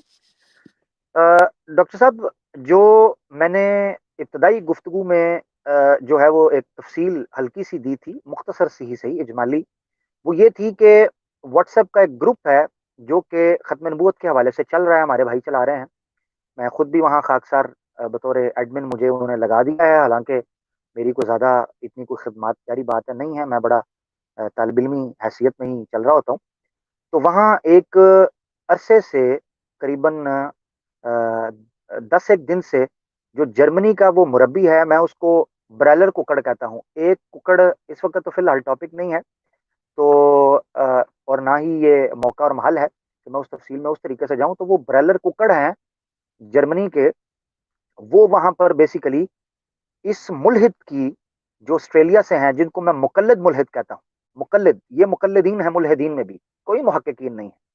تو یہ مقلد ملحد جو ہیں، یہ ان کی ویڈیوز کو وہ بڑے بڑے اسمائل اور لاف امیجز جو ہیں ان کے ساتھ فارورڈ کر رہے تھے اور کہہ رہے تھے، او مسلمانوں دیو جواب، تسی کلفیاں بیچن آئے ہو، تسی یہ کرنا آئے ہو، تسی وہ. اس طرح کی لینگویج وہ بندہ استعمال کر رہا تھا، سوری ٹو سے، کہ ایسے لگ رہا تھا کہ گویا وہ انڈوس کر رہا ہے ایتھیسٹ کے ان اعتراضات کو، کہ وہ قرآن میں سے ٹھٹھا اور تمسخر کر کے وہ اور آؤٹ آف کانٹیکٹ جو ہے چیزیں نکال کے تضادات پیش کر رہے ہیں. اور جب اس کو دبوچا گیا تو آگے سے وہ کہتا ہے کہ جناب میں تو اس لیے پیش کر رہا ہوں تاکہ آپ لوگوں کو پتا چلے کہ مرزا صاحب کے خلاف بھی جو آپ لوگ اعتراضات کرتے ہیں وہ ایسے ہی کچھ ہے. حالانکہ دیکھو خدا کے بندو، ہم آپ کے سامنے 2 پیج پیچھے سے پڑھیں، 2 پیج آگے سے پڑھیں، ساری چیزیں رکھ کے آپ کے سامنے بیان کریں، یا تو آپ صفائی پیش کریں. تو یہ ایک مماثلت پیش کرنے کی کوشش کر رہا تھا. نہایت ناانصافی کی بات ہے.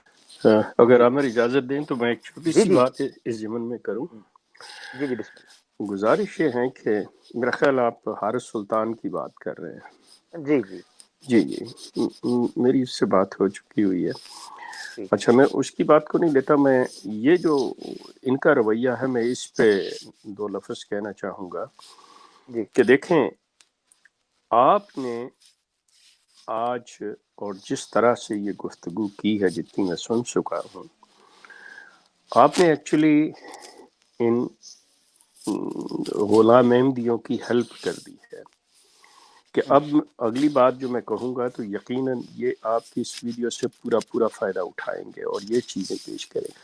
اصولی طور کے اوپر مسلمانوں کو ایک لفظ کہنے سے پہلے انہیں شرم سے ڈوب مرنا چاہیے تھا، اس وجہ سے کہ جب یہ دعویٰ رکھتے ہیں کہ Ahmadiyyat is the true Islam, we are the true Muslims, یہ جب یہ دعویٰ رکھتے ہیں اور اپنے اس گدی نشین کے نام کے ساتھ یہ خلیفہ آف اسلام لکھتے ہیں، تو فرض ان کا بنتا ہے یہ فارورڈ نہ کریں، یہ ان کا جواب دیں، یہ ان پہ فرض بنتا ہے. لیکن میں آپ ایگزیکٹلی. سے عرض کروں، قرآن کے معاملے میں یہ لوگ دیوالیہ ہو چکے ہوئے ہیں. ان کے پاس کوئی چیز نہیں ہے، ان کے پاس کوئی دلیل نہیں ہے. سلسلہ یہ ہے کہ آج بھی کھلا ہے میدان، آئیں دیں ان کو جواب. لیکن آپ محسوس کریں گے کہ کتنے بودے یہ جواب دیتے ہیں اور کتنے ہلکے یہ جواب دیتے ہیں، اور ان کے قرآن کا علم جو ہے وہ کھل کے سامنے آ جائے گا، ان کا پیٹ ننگا ہو جائے گا. دس آئی ٹیل یو. سو ٹھیک. آپ نے تو بہت بڑی ہیلپ کر دی ان لوگوں کی کہ یہ اس چیز پہ سوچ لیں، کر لیں، اور یقیناً اب اس چیز سے فائدہ اٹھاتے ہوئے یہ الفاظ کو تھوڑا بدل کے تو یہ آپ کی باتیں آگے ان کو پیش کریں گے. میں نے صرف یہ عرض کری. شیخ صاحب بہت شکریہ، مگر شیخ صاحب کیا کریں کہ ہم لوگوں کی جو ذمہ داری ہے ایک نو طالب علم وہ ہونے ہم کے نے اعتبار نبھانی سے ہے، بالکل ہم نے صحیح ہے، نبھانی ہے بالکل صحیح ہے. یہ چیز. جی لیکن جی مطلب میرا کہ اگر صرف ہم منتھ کی لحاظ سے دیکھیں، جی اگر جی یہ جی. چیز ان کی دیکھیں، ان کے دعوے کو دیکھتے ہوئے دیکھیں، تو یہ ان کا فرض ہے، ان کا کام تھا، اس سے بہت پہلے ان کو کر چکے. نہ مرزا جی مولوی غلام قادیانی موصوف اس چیز پر بات کر سکے، کوئی ایسا سلسلہ نہیں. بلکہ وہ میں تو مطلب انہیں خود ایتھیسٹ جانتا ہوں، وہ شخص بذات خود ملحد تھا، ملحد سے کیسے وہ باتیں کرتے اور کیا ہوتا، نہ یہ لوگ کر سکتے ہیں. جی آپ اپنا جاری رکھیے. تھینک یو سو مچ. ٹھیک ہو گیا جی. ہمارے ساتھ ایک کالر جڑے ہیں، سلیم بھائی ہیں، ان کو ہم آن لائن لیتے ہیں. جی سلیم بھائی، اہلا وسہلا. السلام علیکم ورحمۃ اللہ وبرکاتہ. وعلیکم السلام ورحمۃ اللہ وبرکاتہ. یہ عامر صاحب اور شیخ صاحب بہت ہی موزوں شخصیات میرے سامنے بیٹھی ہیں، اور میں آپ کی کیا تعریف کروں. عامر صاحب سلام سر ہے آپ کو. آپ جس طرح پڑھ رہے ہیں نا، ایسے دماغ میں کہتا ہوں سالوں میں پیدا ہوتے ہیں، سالوں میں. جیسے آپ یہ چیزیں نوٹ کرتے ہیں شاید ہی کوئی کرتا ہو. اس سالوں میں ایسے انسان پیدا ہوتے ہیں، آپ کی جتنی تعریف کی جائے وہ کم ہے. آپ بہت ہی سر قیمتی انسان ہیں، سر معزز انسان ہے ہمارے لیے. سر اور آپ نا ایسے کریں سبحان اللہ الحمدللہ ماشاء اللہ پڑھیں. یہ چیزیں سبحان لازمی اللہ پڑھیں، اور یہ الحمدللہ ماشاء تمام اللہ. تعریفیں صرف اور صرف اللہ اللہ کے لیے تعالیٰ میرے بھائی. اللہ تعالیٰ آپ کو اور توفیق دے، طاقت دے، ہمت دے، آمین اور شیخ صاحب کو بھی اور ہمت طاقت دے، اور آمین لمبی عمر کرے ان کی، ان کو اور آمین. توفیق دے اس طرح کے کام کرنے کی. میں بس یہی کہنا چاہتا تھا. میں سن کے آج آپ کی باتیں، آپ کی علم کو داد دینا چاہتا تھا. بہت بہت شکریہ. اللہ جزا جزاک دے اللہ آپ کو. جزاک اللہ بہت شکریہ. جزاک اللہ جزاک اللہ. میں صرف یہ گزارش کروں گا اس چیز کے اوپر کہ نبی پاک صلی اللہ علیہ وآلہ وسلم نے فرمایا ہے کہ تمہارے سامنے کوئی تعریف کر رہا ہے تو اس کے منہ میں مٹی، یہ حدیث ملتی ہے. ٹھیک ہے، اس کی وجہ یہ ہے، میں یہ نہیں کہہ رہا کہ تعریف نہیں ہونی چاہیے یا کسی کو، دیکھیں انکریجمنٹ اور چیز ہے، اس چیز سے انکریج ملتی ہے. لوگ برے کاموں کی تعریفیں کرواتے ہیں، بری شہرتیں ہوتی ہیں.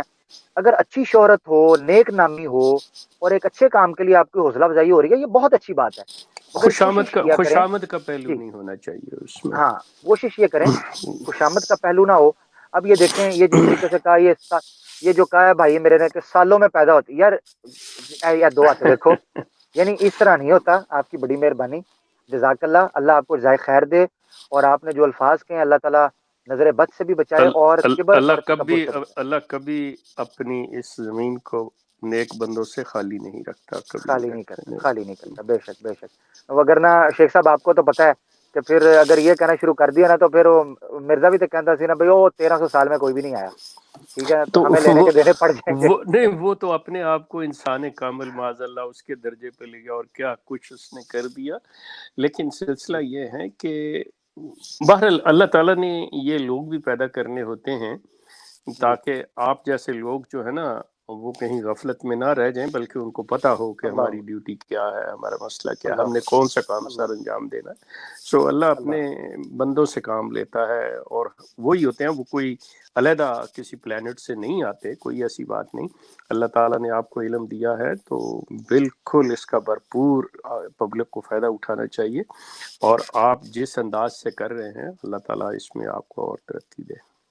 آمین آمین ثم آمین. جزاک اللہ جی.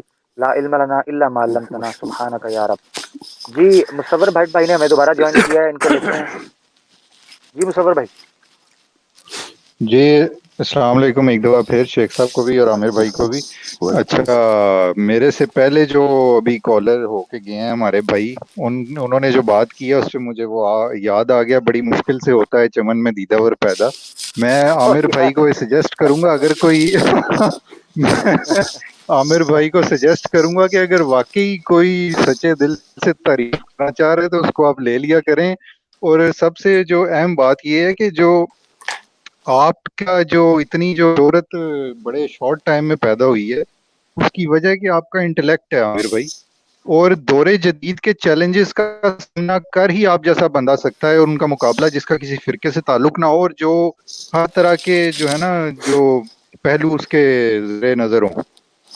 اچھا، دوسرا میں عامر بھائی آپ کو یہ سجیسٹ کروں گا، اچھا جی جی جی جی ہاں، جو دوسرا یہ سجیسٹ کروں گا، جو میں نے پہلے تھوڑی دیر پہلے میں آیا تھا اس پہ میں نے جو پوائنٹ دیے تھے، اس پہ آپ ایک پروگرام کریں کہ جو ملحدین کا اعتراض ہے نا کہ یہ جو سارا کچھ اپنی طرف سے لکھا گیا ہے، اس کا جواب دیں۔ یہ بھی ایک illogical اور بچگانہ اعتراض ہے۔ اس پہ ایک اور اعتراض وہ کرتے ہیں، وہ یہ کرتے ہیں کہ جو ایک بڑی مشہور حدیث ہے جو ہمارے اکثر شیعہ سنی مناظروں میں بھی بڑی زیر بحث آتی ہے، کہ نبی علیہ السلام نے اپنے بستر علالت پہ وہ قلم اور کاغذ مانگا، تو اس پہ وہ یہ مولدین کہتے ہیں کہ یہ حدیث اگر کرتاس، امی تھے تو قلم کاغذ کیوں مانگا؟ تو حدیث کرتاس کہتے ہیں اس کو۔ ہاں، حدیث کرتاس، اگر امی ہے تو قلم کاغذ کیوں مانگا؟ اگر اچھا، اس میں بھی ڈنڈی وہ مار کے، حدیث میں لکھوانے کا ذکر ہے، لکھنے کا ذکر نہیں ہے۔ نبی علیہ السلام نے لکھوانا تھا، لکھنا نہیں تھا، تو یہ بھی ٹھیک ایک ہو گیا۔ ڈنڈی پکڑی گئی مولدین کی۔ ہاں، تو اس پہ عامر بھائی ضرور ہونا چاہیے کہ یہ جو وہ امی کا کرتے ہیں نا، اس پہ ضرور کریں۔ اور دیکھیں ہم باقی اللہ تعالیٰ عامر بھائی، ہاں، جی جی آپ جی کو اللہ بولیں، آپ سلامت کمپلیٹ کر رکھے۔ لیں۔ آپ میں بالکل کوئی خوشامد نہیں کر رہا، آپ بہت قیمتی ہیں، یقین کریں عامر بھائی، آپ بہت قیمتی شخص ہیں۔ بہت جزاک شکریہ، اللہ اللہ، حافظ۔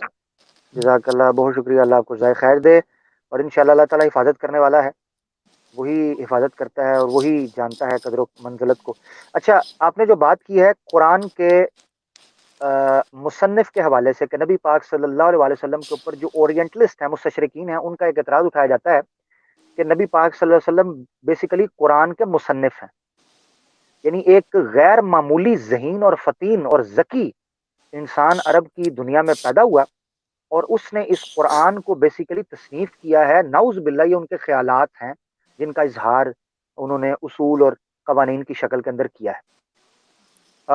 اس حوالے سے متعدد مقامات پیش کیے جا سکتے ہیں قرآن کے، اس کو ہم زیر بحث لائیں گے کہ نبی پاک صلی اللہ علیہ وسلم اور قرآن کا جو باہمی تعلق ہے، انشاءاللہ ضرور اس پہ کریں گے۔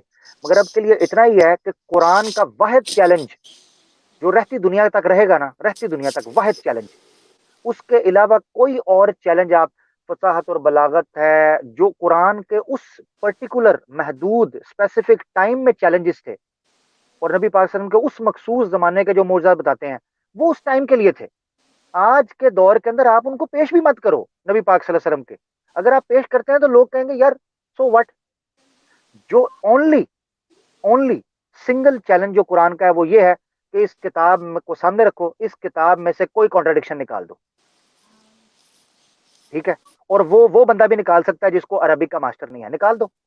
سورہ نساء کی جو سب سے پہلے میں نے آیت آپ کے سامنے رکھی تھی، وہ اسی لیے اس حوالے سے رکھی تھی، آپ کی اسکرین کے اوپر ہے، چیپٹر 4 ورس 88، کہ افلا یتدبرون القرآن ولو کان من عند غیر اللہ لوجدوا فی اختلافا کثیرا، تو کیا غور نہیں کرتے قرآن میں؟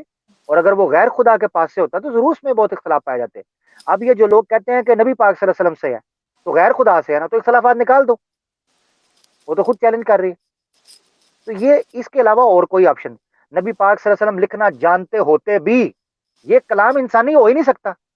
جھگڑا یہ نہیں ہے کہ نبی پاک صلی اللہ علیہ وسلم کو لکھنا آتا تھا یا نہیں لکھنا آتا تھا، میں کہتا ہوں آتا بھی ہو، یہ قرآن انسانی ہے ہی نہیں، یہ کلام انسان کی تخلیق ہے ہی نہیں ہے۔ اچھا، ایک چیز، دوسری چیز یہ ہے کہ انہی حدیثوں کے اندر یہ ملتا بھی ہے کہ نبی پاک صلی اللہ علیہ وسلم لکھ سکتے تھے، یہ بھی یاد رکھیں، ایسے نہ کہیں۔ ابھی کچھ میوزیمز دریافت کیے گئے ہیں جن میں نبی پاک صلی اللہ علیہ وسلم کے لکھے ہوئے خطوط بھی موجود ہیں، اور ڈاکٹر حمید اللہ صاحب رحمۃ اللہ علیہ فرانسی، انہوں نے کتاب باقاعدہ لکھی ہے وسیقہ جات، اسلامی وسیقہ جات۔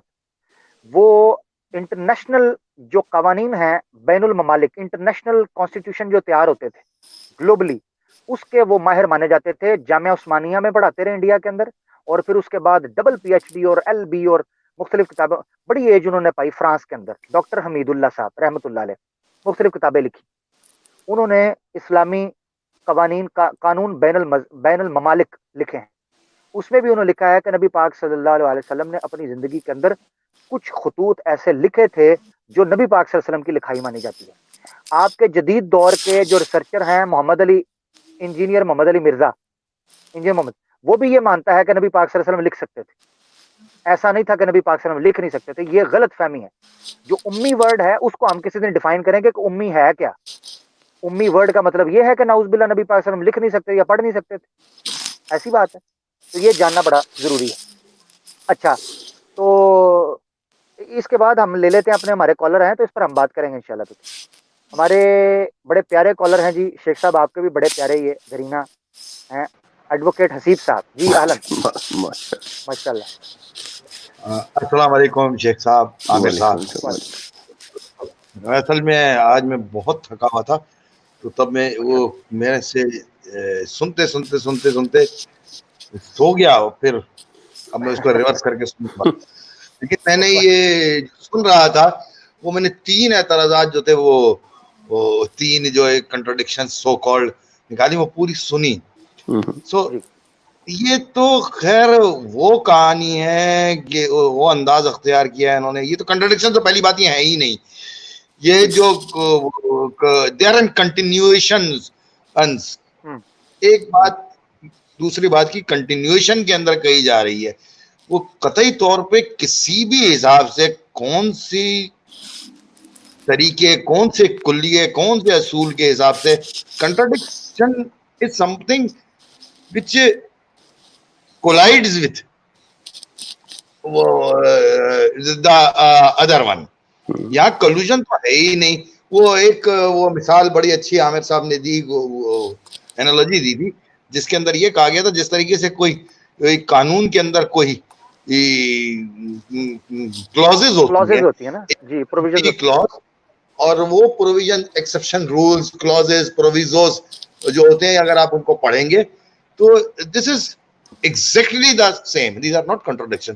اگر کوئی حضرت میں نہ مانوں, دنیا ادھر سے ادھر ہو جائے, اس پہ چلنا چاہے تو وہ اس کی مرضی ہے بھائی. وہ جس جگہ رہنا چاہتا ہے وہ رہنا ہی چاہتا ہے, تو وہ that is not, nobody can do anything about it. But these are not contradiction. اور اس طرح کے attempts جو ہیں وہ ہسٹوریکلی آج سے نہیں, یہ تو سنس دا ویری بگننگ 1400 سال سے ہو رہے ہیں. اور کیا ہوتا کیا ہے کہ وہ لوگ آتے ہیں اسی طرح کی کنٹرڈکشنز نکالتے ہیں, اسی انداز سے نکالتے ہیں. ان 1400 سالوں میں یہی ہوتا رہا ہے. اس کے بعد کیا ہوتا ہے, وہ کہیں گم ہو جاتی ہیں, کنٹرڈکشنز غائب ہو جاتی ہیں, اور قرآن نے رہنا ہے, قرآن رہ جاتا ہے, رہ رہا ہے اور رہے گا. تو باقی اس کے اندر کچھ ہے ہی نہیں. یہ جو بھی اچھل رہا ہے, جو ہنس رہے ہیں اور کہ تم ان سے لڑو, یہ تو اس قابل بھی نہیں ہے کہ کنسیڈر کی جائیں گی ان ساری چیزیں. بہت شکریہ. السلام علیکم. ٹھیک ہے جی. شیخ صاحب کچھ کہنا چاہتے ہیں آپ؟ اگر میں سننا چاہ رہا ہوں آپ کو ہی, آپ لے اپنے کالرز جو ہیں آپ لے انشاءاللہ. جی میں لیتا ہوں ابھی اس پر, میں کہہ لیتا ہوں بات. جی جی ضرور. جو جی بالکل, جو قرآن پر جو قرآن نے جو بیسیکلی یہ اپیلنگ اور اٹریکٹنگ قسم کا طریقہ اور اسلوب استعمال کیا ہے نا سورہ نساء کی آیت میں, جو کہ آپ انٹرنل کانٹرڈکشن ثابت کریں, یہ بیسیکلی بڑا خوبصورت طریقہ ہے کسی کو دعوت قرات دینے کا, کہ وہ آئے اور پڑھے. اصل میں جب کلیم کروں گا اس چیز کا کہ کوئی اس کو پڑھے اور اس میں سے اختلافات نکالے, تو ہو بہو جب وہ پڑھنا شروع کرے گا, بڑے لوگ ہیں جنہوں نے قرآن کے اندر سے کانٹرڈکشن نکالنے کا پڑھنا شروع کیا مگر ایمان لے آئے. تو یہ بیسیکلی اپیلنگ ٹیکٹکس ہے جو قرآن نے استعمال کیا, اور اللہ تعالیٰ نے ایک دعوت دی ہے اپنی طرف بلانے کی, اور یہ بڑی نیچرل. اچھا, اس کے بعد یہ چیز ہے کہ آپ کو بہت سی آیات واقعتاً اپیرنٹلی معلوم ہوتی ہیں کہ وہ اپیئر ٹو بی کانٹرڈکٹری معلوم ہوتی ہیں. اس کی بھی وجہ ہے کہ حکمت ہوتی ہے. اس کی وجہ یہ ہے کہ جب آپ کلام کرتے ہیں متعدد دفعہ ایک موضوع کے اوپر, یعنی آپ ایک سے زیادہ دفعہ ایک سبجیکٹ کو ایڈریس کرتے ہیں, تو بعض اوقات آپ سیلف کانٹرڈکشن کرتے ہیں. اچھا, وہ اپیئر ہوتی ہے. قرآن نے چونکہ 23 سال کے زمانے کے اندر اترا ہے, اور 23 سال کے زمانے میں بڑے اپس اینڈ ڈاؤنز آئے ہیں, کانسیکوینسز اور سرکمسٹانسز چینج ہوئے ہیں, تو ایک ہی موضوع کے اوپر بات کرتے ہوئے قرآن نے مختلف جگہ پر مختلف باتیں کی ہیں، مگر اتنا عجیب لگتا ہے کہ جب آپ ان مختلف مقامات کو پڑھتے ہو تو ایک جگہ دوسری جگہ کی کمنٹری اور تفسیر بیان کر رہی ہوتی ہے، نہ کہ کانٹرڈکشن۔ یہ ہے بڑی خوبصورتی، یعنی قرآن نے مختلف جگہوں پر بکھیر کر ایک ہی سبجیکٹ کو اس لیے رکھ دیا ہے کہ کوئی انسان ان تضادات کو ڈھونڈنے کے لیے پڑھے تو صحیح۔ اب وہ جب وہ پڑھنے نکلتا ہے تو وہ کہتا ہے یار کتنی خوبصورتی سے ایک جگہ پر اس چیز کو بیان کیا، ایک جگہ پر۔ میں مثال دیتا ہوں، دیکھیں ایک آیت جو میں نے یہاں بیان کی اس میں ایک نقطہ جو ہے میں مزید اس میں ایڈ چلیں اسی طریقے سے کر دیتا ہوں۔ یہ دیکھیں اس اعتراض پر میں نے بات کی تھی کہ قرآن کا جو بیان ہے وہ زمانی طور پر بیان کر رہا ہے، مگر اس میں ایک اور حکمت بھی ہے، یعنی اس جگہ پر کہا گیا کہ انسان کو پانی سے پیدا کیا، اور اس آیت میں کہا گیا کہ انسان کو مٹی سے پیدا کیا، ٹھیک ہے جی۔ تو یہ اعتراض کرتے ہیں یہاں پر اس اعتبار سے کہ دیکھیں ایک جگہ پر مٹی ایک جگہ پانی۔ اب یہاں پر ایک اور نقطہ سمجھیں، ایک چیز جو بنتی ہے، مثلا میں یہ ایسے ہی ہے کہ میں ایک جو ہے وہ آرگینک جوس لیتا ہوں، مارکیٹ میں جاتا ہوں اور میں جوس کا ڈبہ پکڑتا ہوں جو آرگینک ہے، یا کوئی بھی دودھ کا ڈبہ پکڑتا ہوں، یا کوئی بھی کاکٹیل وغیرہ جو کین فوڈ ہوتے ہیں، وہ فروٹس ہوتے ہیں کین والے، وہ لیتا ہوں، اس کو پکڑ کے میں ٹرن کرتا ہوں تو اس کے ریپ کے اوپر جو ہے نا وہ انگریڈینٹس لکھا ہوتا ہے۔ اب میں اس انگریڈینٹ کو کاٹ کے نا ایک جگہ سے تو وہ مختلف جگہ پر لگا دوں اور کہوں دیکھو جی یہ کہہ رہے تھے اس کے اندر کیلشیم ہے، وہ دیکھو دوسری جگہ پہ کہہ رہا ہے جس میں سوڈیم ہے، اور دیکھو جی کہہ رہے ہیں اس کے اندر کاربوہائیڈریٹس ہیں، دیکھو جی اس کے اندر کہہ رہے ہیں وٹامنز ہیں۔ یہ تو بڑا کانٹرڈکشن ہو گیا۔ قرآن نے بیسیکلی اس آیت کے اندر پانی اور اس آیت کے اندر مٹی یہ بتایا ہے کہ انسان کے انگریڈینٹس کیا ہیں، اور ایک ہی انسان یعنی انسان جو ایک چیز کا مرکب، یعنی یہ مختلف چیزوں کا مرکب ہے۔ تو یہ اس حقیقت کو بھی سمجھنا چاہیے۔ جو لوگ میرے خیال سے یہ بڑی زیادتی کرتے ہیں، ان کو اگر بایو کیمسٹری وغیرہ پڑھتے تو ہیں، بڑی بات تو بڑی کرتے ہیں جی، ہم مالیکولز پڑھتے ہیں، جینز پڑھتے ہیں، مائکرو بایولوجی پڑھتے ہیں، تو اس طریقے سے بھی اس چیز کو سمجھنا چاہیے۔ اچھا، اور یہ پوچھ رہے ہیں جی کون سی ایپ آپ استعمال کر رہے ہیں؟ جی میں اسلام 360 ایپ استعمال کرتا ہوں، بڑی مفید ہے، آپ استعمال کریں، بڑی مفید ہے یہ۔ تو بہرحال یہ میری گزارشات تھیں اس حوالے سے۔ تو کانٹرڈکشنز قرآن کے اندر جو یہ دعویٰ کیا گیا ہے، بیسیکلی اس کے پیچھے مجھے یہ چیز محسوس ہوتی ہے۔ اچھا، امام غزالی تھے، شیخ صاحب بڑی مزے کی آپ کو ایک بات بتاتا ہوں، امام غزالی نے ایک کتاب لکھی ہے تحفۃ الفلاسفہ، بڑی مشہور۔ امام غزالی نے اس کے اندر مقدمے کے اندر بیان کیا ہے کہ میں کس طریقے سے فلسفیوں کو نپٹوں گا۔ وہ کہتا ہے انٹرنل کرٹیسزم، داخلی جدلیت۔ تو قرآن بیسیکلی کیا کرتا ہے؟ قرآن اپیل کرتا ہے ایکسٹرنل اینٹیٹیز کو کہ وہ انٹرنل کرٹیسزم پر آئیں، اس طریقے کو اختیار کریں۔ اور جب کوئی انسان انٹرنل کرٹیسزم کو اختیار کرتا ہے تو ایک عجیب و غریب قسم کی دنیا اس کے لیے کھل جاتی ہے۔ اور یہ طریقہ میں سمجھتا ہوں اتنا پروگریسو ہے کہ فلسفے اور منطق جیسے جو علوم جن کا ایوولوشن اور ریولوشن ہوا ہے، سائنس کی جو بیسز ہیں، انہوں نے بیسیکلی ساری بنیادی انٹرنل کرٹیسزم کے اوپر رکھی۔ تو یہ بھی علوم و فنون کا ایک پوری ایک فلسفی ہے اس کو فار دا انڈرسٹینڈنگ آف قرآن۔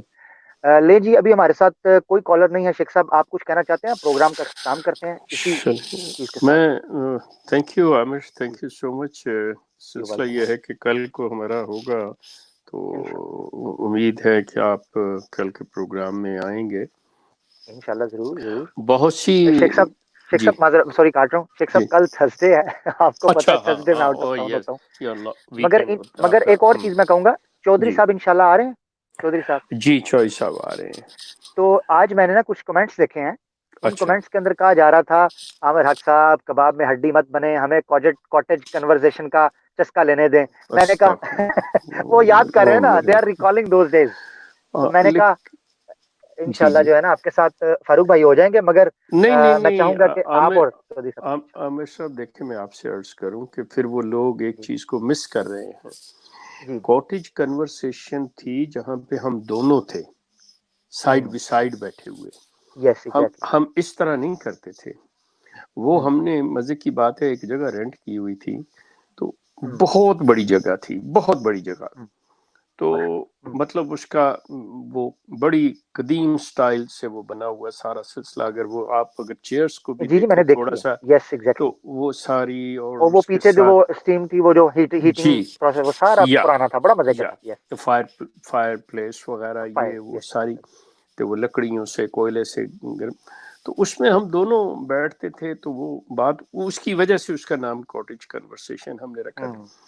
تو اب تو چوئی صاحب مطلب آئے ہوئے ہیں کام کے سلسلے میں, تو لیکن چونکہ وہ کچھ تھوڑے سے فاصلے پر رہ رہے ہیں تو ہم اکٹھے نہیں. تو لیکن یہ جو ہماری گفتگو دونوں کی کسی ایک چیز پہ, ورنہ بیٹھ کے جو آپس میں ہوتا ہے نا, کیونکہ ان کے پاس بھی کتاب ہوتی تھی, میرے پاس بھی ہوتی تھی, تو ہم اس کو لے کے تو چلتے تھے اس سے پہ. تو بہرحال اللہ نہ کرے کباب میں ہڈی نہیں, میں تو آپ کی موجودگی کو اپنے لیے باعث فخر سمجھتا ہوں. یہ چیز جو ہے سلسلہ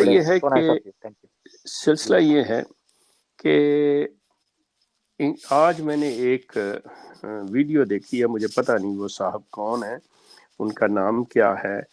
وہ غالباً انہوں نے وہ ویڈیو جو ہے وہ جو وقار زکا کا پروگرام تھا نا, تو اس میں برق جو آئے ہوئے تھے جی آئے تھے. یس ان کے اوپر وہ کر رہے تھے جی, اس نے جو کلمے کے بارے میں کہا اور یہ اور وہ, کلمۃ الفصل کا حوالہ دیا تھا. یس کہ انہوں نے کلمہ تو کہنے لگے کہ یہ چیز ہے کہ میرا ذکر کر کے کہ شیخ بھی تھے لیکن وہ بالکل نہیں بولے, انہیں چاہیے تھا یہ کرنا. تو وہ اب میں اس بندے کا نام ڈھونڈ رہا ہوں کہ وہ شخص کا نام کیا ہے.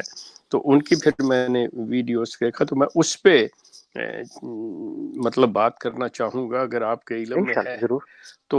مطلب آپ بھی مجھے اس دیجیے کو, گا بھی, ہاں شیئر بھی کیجیے گا. میں آپ کو بھیجوں گا ان کا لنک کہ وہ دیکھیے گا. تو اس کے اوپر مطلب جس طرح وہ بات کر رہے ہیں, جس طرح وہ اس کو لے رہے ہیں, میرے سمجھ میں یہ آئی یہ بات کہ اگر چلے 2 منٹ کے لیے مان لیا جائے کہ برق صاحب کی پریزنٹیشن جو ہے اس کو آپ کمزور سمجھتے ہیں یا آپ سمجھتے ہیں کہ کنونسنگ نہیں ہے, لیکن کیا آپ اس چیز سے انکار کریں گے جبکہ آپ خود اقرار کر رہے ہیں اس چیز کو کہ مرزا غلام احمد جو ہیں وہ معاذ اللہ رسول کریم کی دوسری بعثت ہے. مطلب آپ جس بھی قرآن کی آیت کو یا جن بھی الفاظ سے آپ اس چیز کو اخذ کر رہے ہیں, تو آپ نتیجہ تو یہی نکال رہے ہیں کہ اب آپ کے اندر وہ موجود تھے, کیونکہ اب مرزا غلام احمد بھی تو گئے دنیا سے نا. تو اس وقت جب یہ زندہ تھے, جب یہ کہہ رہے ہیں کہ یہ سارا کچھ کہ ہاں جی دوبارہ بعثت جو ہے رسول اللہ کی, تو اب سوال پیدا ہوتا ہے کہ مرزا غلام احمد نے کیا اس چیز کو کہیں ڈیفائن کیا تھا کہ دیکھو کہ بات یہ ہے کہ میں آیا ضرور ہوں, لیکن یہ جو کلمے میں ہم پڑھتے ہیں اس کو اب میرا نہ سمجھ لینا کہ میں ہوں. مطلب دیکھو دنیا کوئی بھی چیز یہاں پہ آ کے لوگ سمجھ کے بیٹھ کے ان کے قرآن کے اندر کنٹراڈکشن ہے, تو قرآن اپنی جیسا کہ ابھی آپ نے بیان کیا کہ ایک تو اپنے مفاہیم کو اور اپنے مافی الضمیر کو قرآن تصریف آیات سے بیان کرتا ہے, جی بالکل آپ کو بتا دیتا ہے, پھر کہلاتا ہے آپ کو بظاہر ایک چیز یہاں پہ ملتی ہے, دوسری بڑی آگے. آپ بڑے آرام سے کہتے ہیں دیکھیں جی ایک دم قرآن یہ بات کر رہا تھا, اس نے یہ بات کر دی, یہ کیا بات ہوئی. لیکن جب انسان اس کو پوری طرح اسٹڈی کرتا ہے, جب ایک ریسرچ کرتا ہے, تو اسے آگے جا کے پتہ چلتا ہے کہ ہاں یہ جو قرآن نے وہ پہلے بات کی تھی اب یہاں آ کے یہ کر رہا ہے, اٹ میک سینس, اور یہ اصل سبجیکٹ پورا ہو گیا. لیکن جو سطحی قسم کا بندہ ہوگا وہ تو اسی وقت ایک بات کو لے کے چل پڑے گا کہ ہاں جیسے اللہ تعالیٰ کہتا ہے کہ میرے اپنے پیمانے ہیں. دیکھو نا, اب لفظ قدر کے جو اس کا روٹ ہے اس کو اگر آپ لیں تو اس کے جہاں پہ معنی ہیں کہ اللہ قادر ہے ہر چیز پہ, اللہ سب کچھ کر سکتا, وہاں پہ ہی اللہ کے اپنے پیمانے بھی ہیں.